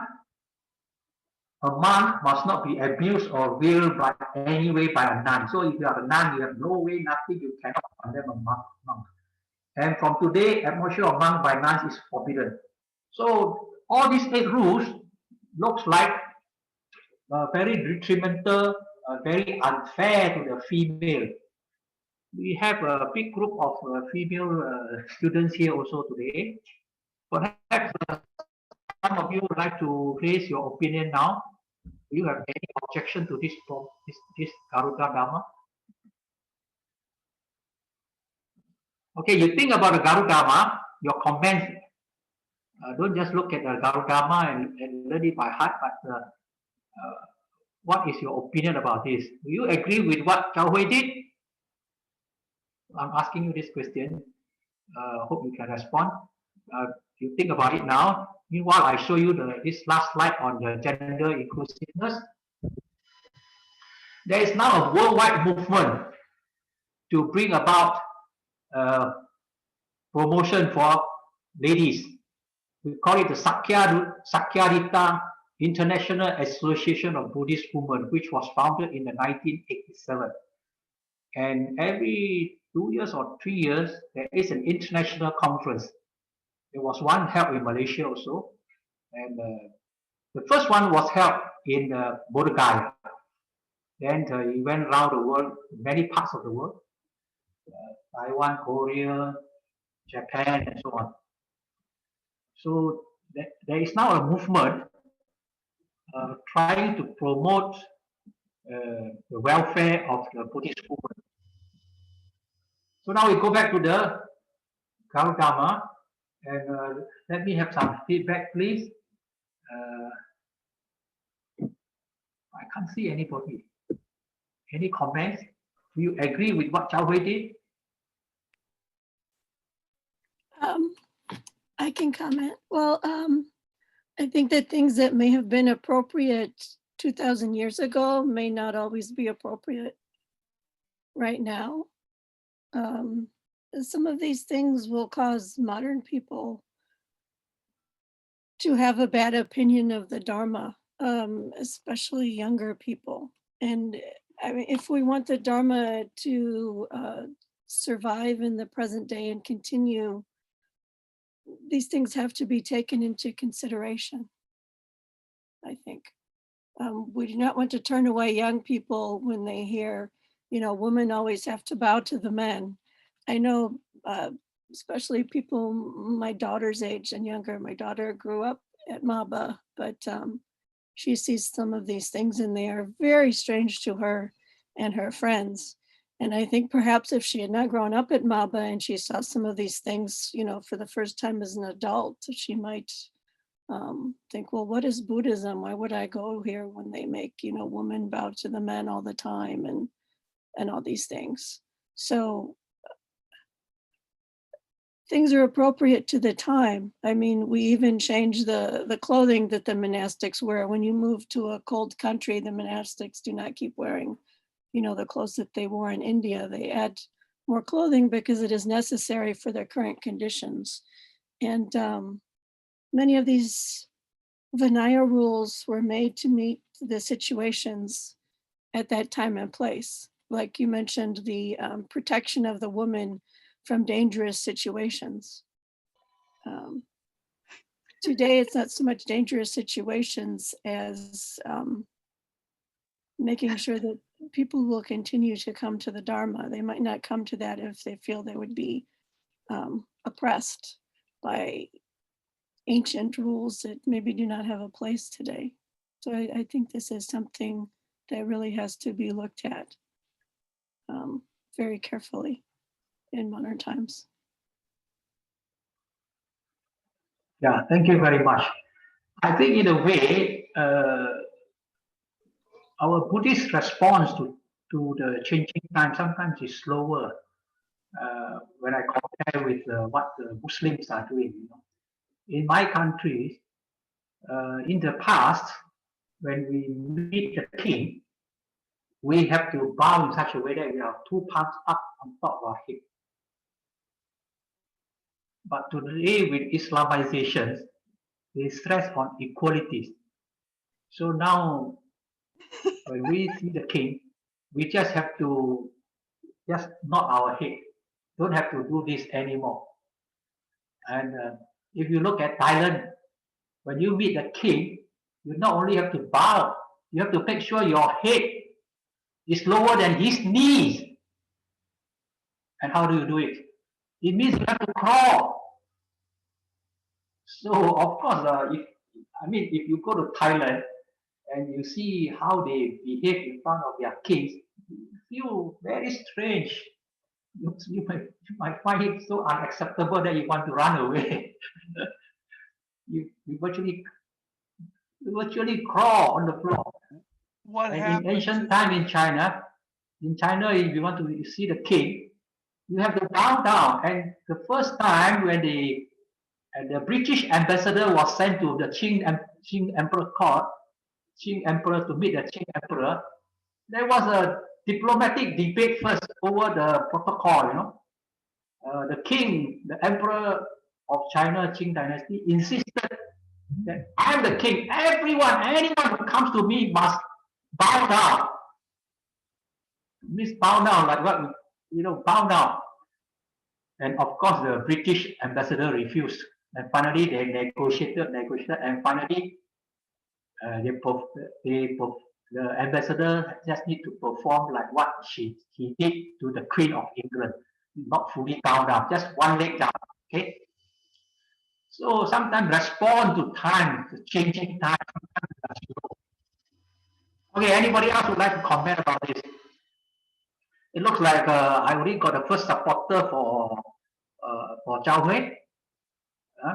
Sherry, the first supporter. Any other supporters? Yeah, Yeah. I wanted to build a little bit off what Sherry was mentioning as well, and I agree with her. I think a lot of those rules do seem to be the product of the times, and that I think if the Buddha were here now, that those rules would definitely have been different if Buddhism was being, invented, for lack of a better term, at this point in time right now, that those rules would have been changed to reflect the times. And I know, like you were mentioning Dato and some of the stories you were talking about with the nuns at the time, I can't remember what sutta this is from or scripture or whatever it might be, but I just remember reading stories like that where there was a story of a young female monastic. She just ordained, she was walking to town for something, she was traveling alone, and it was a similar story where like a thief basically found her and kidnapped her and had the intention to rape her, and she was able to like get away in time, luckily. And then I think after that there was this rule enforced then that women should travel in groups, but those were all products of the times, and Yeah. and also like Sherry was saying too, with the young people nowadays, there's a strong movement for transgender rights and people being gender fluid and seeing that type of equality as well. And I know from like firsthand experience, and I think I've told this story before, but my fiance and I, we stayed at Wat Pa Nanachat in Thailand at a Theravadan forest monastery for about a month, some years ago. And when we were there, it was her first experience to Buddhism, and it was not a very great experience for her, because being a woman there, and this was just as a lay person, and we were staying at the temple, we were, of course, normal stuff you see at a temple. We were, of course, like separated in our lodging. So she was on one side of the monastery, I was on the other, like that's normal. But then like I got to wear, this type of outfit that was a little more cool and more accessible, where she was wearing this skirt that was like the size of a blanket and a very large shirt that covered like everything in a very ridiculous way. It was very heavy and hot and insane. And then also too, like then when we sat to eat, women were on one side, men were on the other. Women ate last. Women had to bow to every single monk that they saw, every single male monk that they saw. They would have to do a bow and a prostration. Women were not allowed to talk essentially to like anybody during the day that was a man, because they were seen as potentially like tainting them because of their conversations. And a lot of it too, like the Thai people in the area, the villagers, I know a lot of it was their own culture, and they then expected the women to not converse with the men. And there would be times we were sitting 2 feet apart on a bench talking about the Dharma, and people were getting upset because they were like, look, they're talking to each other, this woman is trying to like corrupt me. And I was like, okay, first of all, we came here together, we're talking the Dharma, we're not being inappropriate. But yeah, so she just had a really negative experience where essentially she was a second-class citizen, less than, and that was a pretty bad experience for her. Luckily, when we went to Malaysia, we actually got to stay at Triple Wisdom Hall, and they were very welcoming, and there was a lot more compassion that seemed to be coming from the Mahayana Buddhists at that time, and she got a bit of a better approach in that light.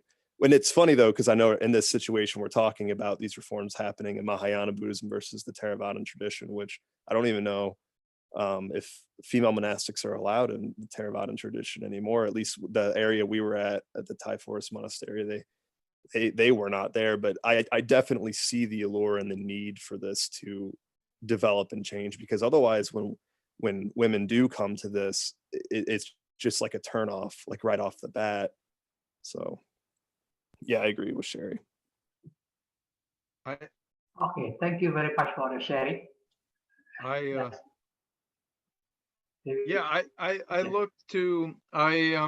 remember, I don't ask me to quote, but I do recall the Buddha has spoke out against the caste system, and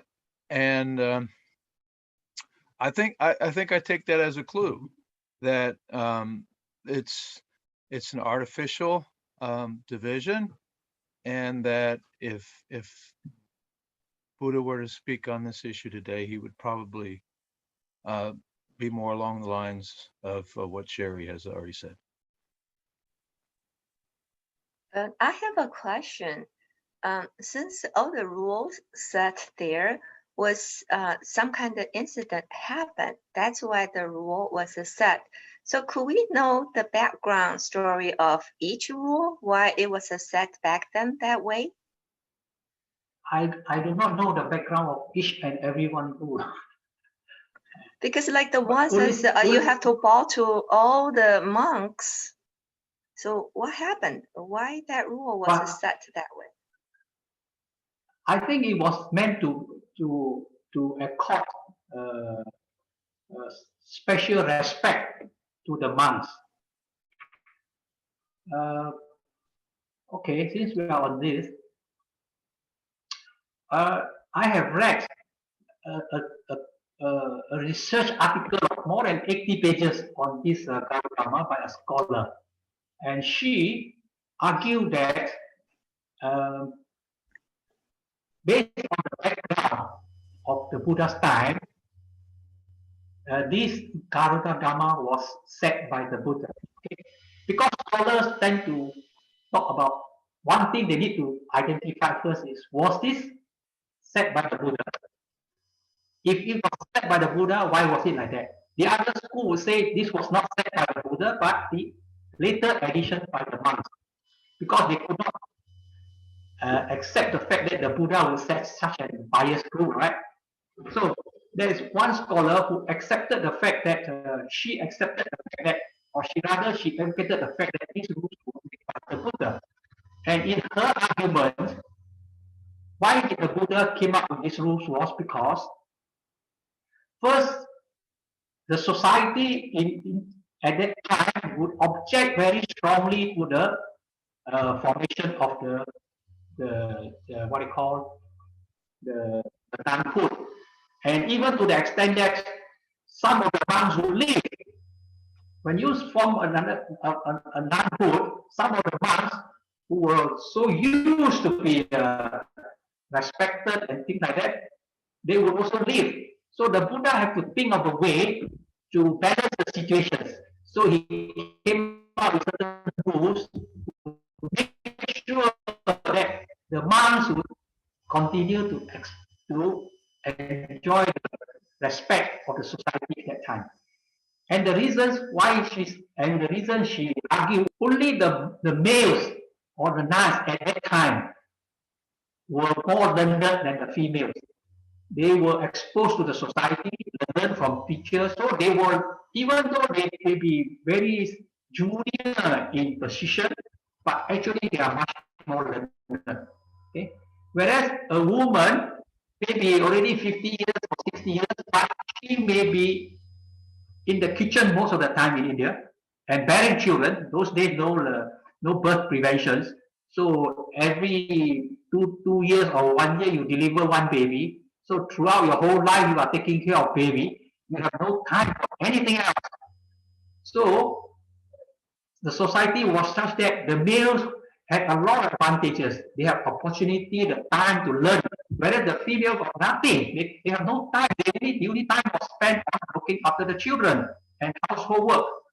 So people will find it very difficult, or the male will find it objectionable for this female to come in and then suddenly to be like, on par with me. So the Buddha had to devise a system whereby the females so-called whereby the males special respect position would still be maintained with these rules.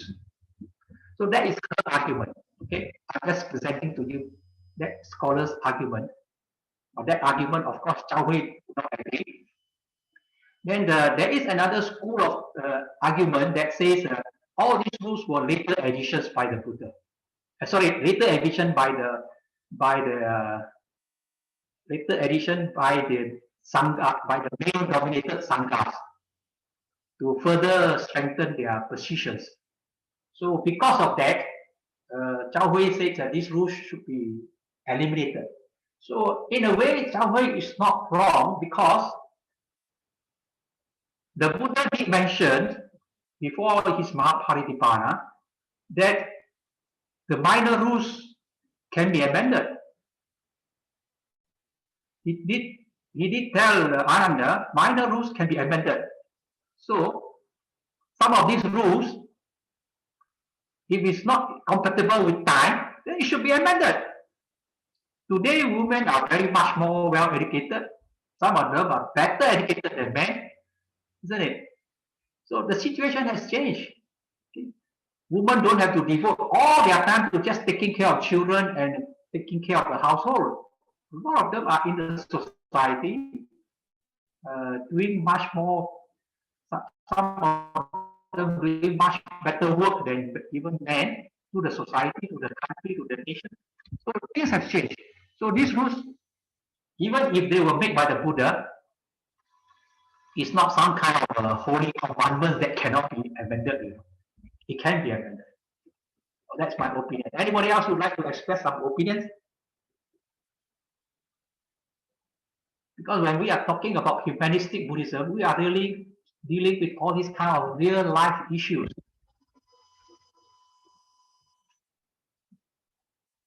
But you know, my opinion to Zhao Hui, I have no opportunity to tell her whether this rule exists or don't exist. How many people still practice this?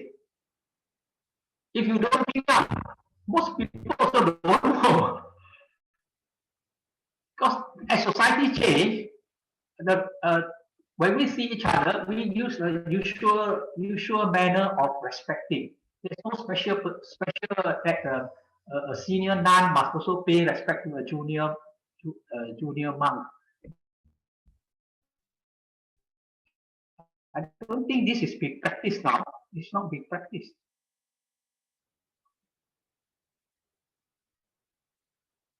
Okay. It's about the gender inclusiveness issue.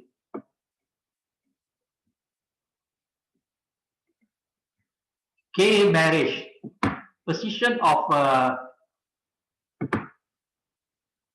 gay or lesbian in our society.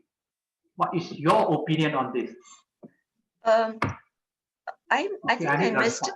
Yeah, I think I missed what you said about Venerable Yin Sun, how he responded to the letter that they said Venerable Zhao Hui married two lesbians.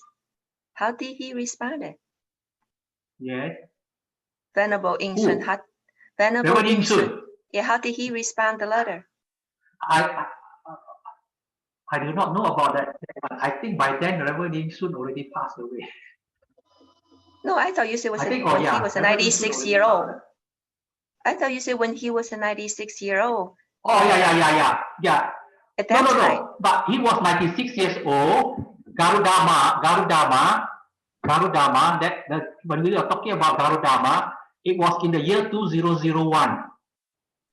You know, Garudama is in the year 2001. But the gay marriage took place in 2012. Oh, I see. Okay. You get it? You get it? Gay marriage took place in 2012. Several years after Venerable Yin Sun passed away. Unfortunately, he passed away, so we couldn't consult him. So, well, no need to consult him. We can form our own opinions. What do you think about this? Because this matter has been discussed in a seminar in Malaysia some time ago, where I was one of the speakers, and it was quite widely reported in the Chinese press as well as the English press. So, because we knew that these kind of issues would crop up from time to time. And today, Taiwan is the first country in Asia to pass a law allowing gay marriage. So, I need your response. How do you see this as a Buddhist? Do you find it acceptable? I would be curious what anyone's argument would be against gay marriage if they're not coming from a Christian perspective, where it's deemed wrong. or from a purely cultural perspective? Because that, at least in the United States, that's the experience, I think, is that gay marriage is seen as wrong, partly because that's a traditional view that's brought on by the religion that's been the most prominent here. But if someone was opposed to it, I just want to know why that would be. Like if there is any opposition in Malaysia, what's the argument against it? I don't even understand what it would be. Well, of course, there are a lot of oppositions in Malaysia. Firstly, from the religious perspective of Islam, this is not allowed. The simple answer is this is not allowed by the religion. The religion only, God only created Adam and Eve, male and female, and this kind of third sex activities should not be allowed. So it's just outright objections. And in fact, certain attempts to organize certain seminars of gender inclusiveness to discuss these issues were also banned, not allowed even to discuss. So, but and even of course the Muslim and Christians perspectives are very clear. Most of them would straight away object. And for the Buddhists, I can tell you, we are also divided. People like Honorable Chow Hui would support.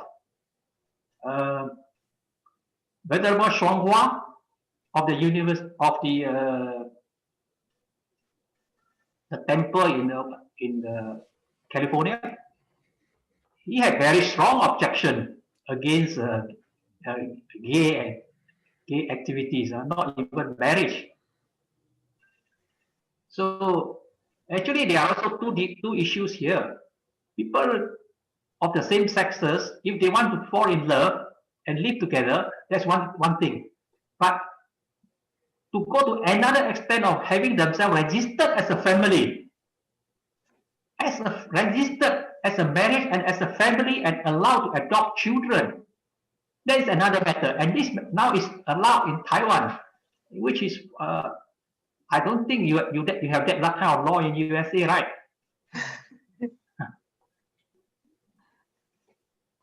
So yeah, it's been ruled constitutional by the Supreme Court, I think, recently. But then I know there's possible back and forth on that with things changing in our Supreme Court. But yeah, but I still don't know what is okay, I can see maybe if you're arguing for or against marriage as an institution. I still don't necessarily agree that it's wrong in any way, but just on a fundamental basis, it seems like it's always based on a cultural or religious idea that's basically just a conception that somebody made up. And then they argue against the fact that, saying that people shouldn't be gay just because they feel like it's true based on nothing, But that's just my perception, I guess. And that's why I'm curious to see the argument on the other side. Like, why would they say it specifically? I just don't understand. Yeah. To go on with what you're saying, I'm curious what the argument against it is, because a lot of it has always come down to subject interpretation. I've seen things in the Bible even where people argue that man should not lay with man. It was the original translation was young child. Then it was converted into man should not lay with man. And maybe I have not researched it enough in Buddhism to see anything outside of the precept of wrongful sex is it should just be between two consenting adults, no matter what their gender is. And maybe there's something else in the translations that I have not seen, that it's like, it should be between two consenting opposite genders. But I haven't seen it. I've looked because I've had this discussion with some of my gay friends, and it's not there. As long as it's not wrongful in the sense that it's rape or things along those lines, then I'd have a hard time trying to find a reason why it wouldn't be accepted in the Buddhist community. I don't know. Thank you very much. What are for the what differing are the opinions. reasons? What are the reasons it's not accepted, if that's in fact the case?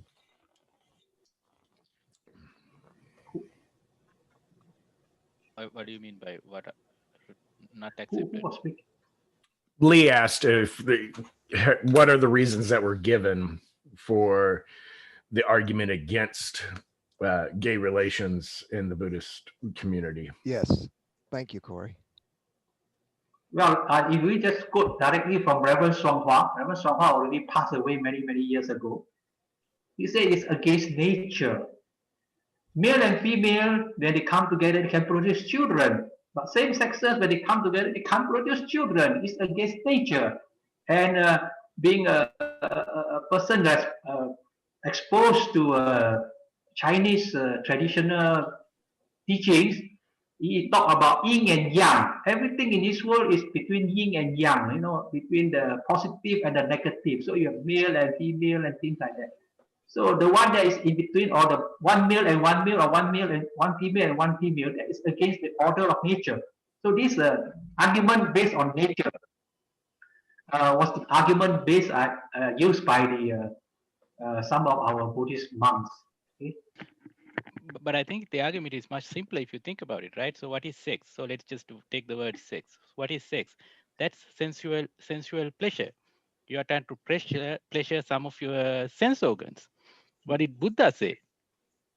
More you try to pleasure your sense organs, eyesight, hearing, taste, touch, whatever, what are you going to go? What are you going to do? You're getting entangled in tanha, and you continue the cycle. You completely continue the cycle again and again and again. So I don't think Buddha said anything about sex, whether to do sex or not do sex or whatever. But I do agree with Corey, Kamisu Michachara Veramani. What is that? Do not engage in bad sexual acts. He did not say anything about whether bad means between a man and a man, or a woman or whatever. But his intent But I probably believe, that was under the probably that was under the caveat that it must be the right. So I think when the Buddha said that, it was under the caveat that it must be with the opposite sex. Well, I don't know. My interpretation is, if I am married to my wife, I'm just taking me as an example, and if I am fantasizing other women, that to me is kamesu michachara. I am first of all being disloyal to my wife. I am being unethical. On top of that, causing all sorts of other problems. So let's say I'm now attracted to a man. My wife is not a female; it's a male. Even in that case, if I'm sticking to my significant other, not engaging in sexual acts with others other than my significant other, I don't think I'm violating Kamisu Michachara. So that's the way I look at it, at least. I don't know. Yeah. I think this point was raised. Yeah. This point was raised by some people also. Okay. So, okay, we have some very interesting discussions. I think our time is up already. Okay. Yeah. We will continue the next lecture sometime. Okay. Thank you very much. Hey, thank you. What's our next date? Thank you. 2 weeks from now. Okay, next 2 weeks, but what's the date? 2 weeks from now. Somebody 2 weeks tell from me. now, but meanwhile, you have your assignment you want to send in, yeah? Please. 14th, 13th. No, 14th. The 20th. This device surely has a 20th? calendar, Lee. that's what I'm looking at. I just want to make sure I got it on here. So 20th, 7 p.m. See you then. yeah, the rule of thumb is if we had class this week, it's going to be the week after next. So Haven't you ever heard of the law of relativity? Been around since 1915. You've been around too many relatives, so you can't remember what day it is? Yeah.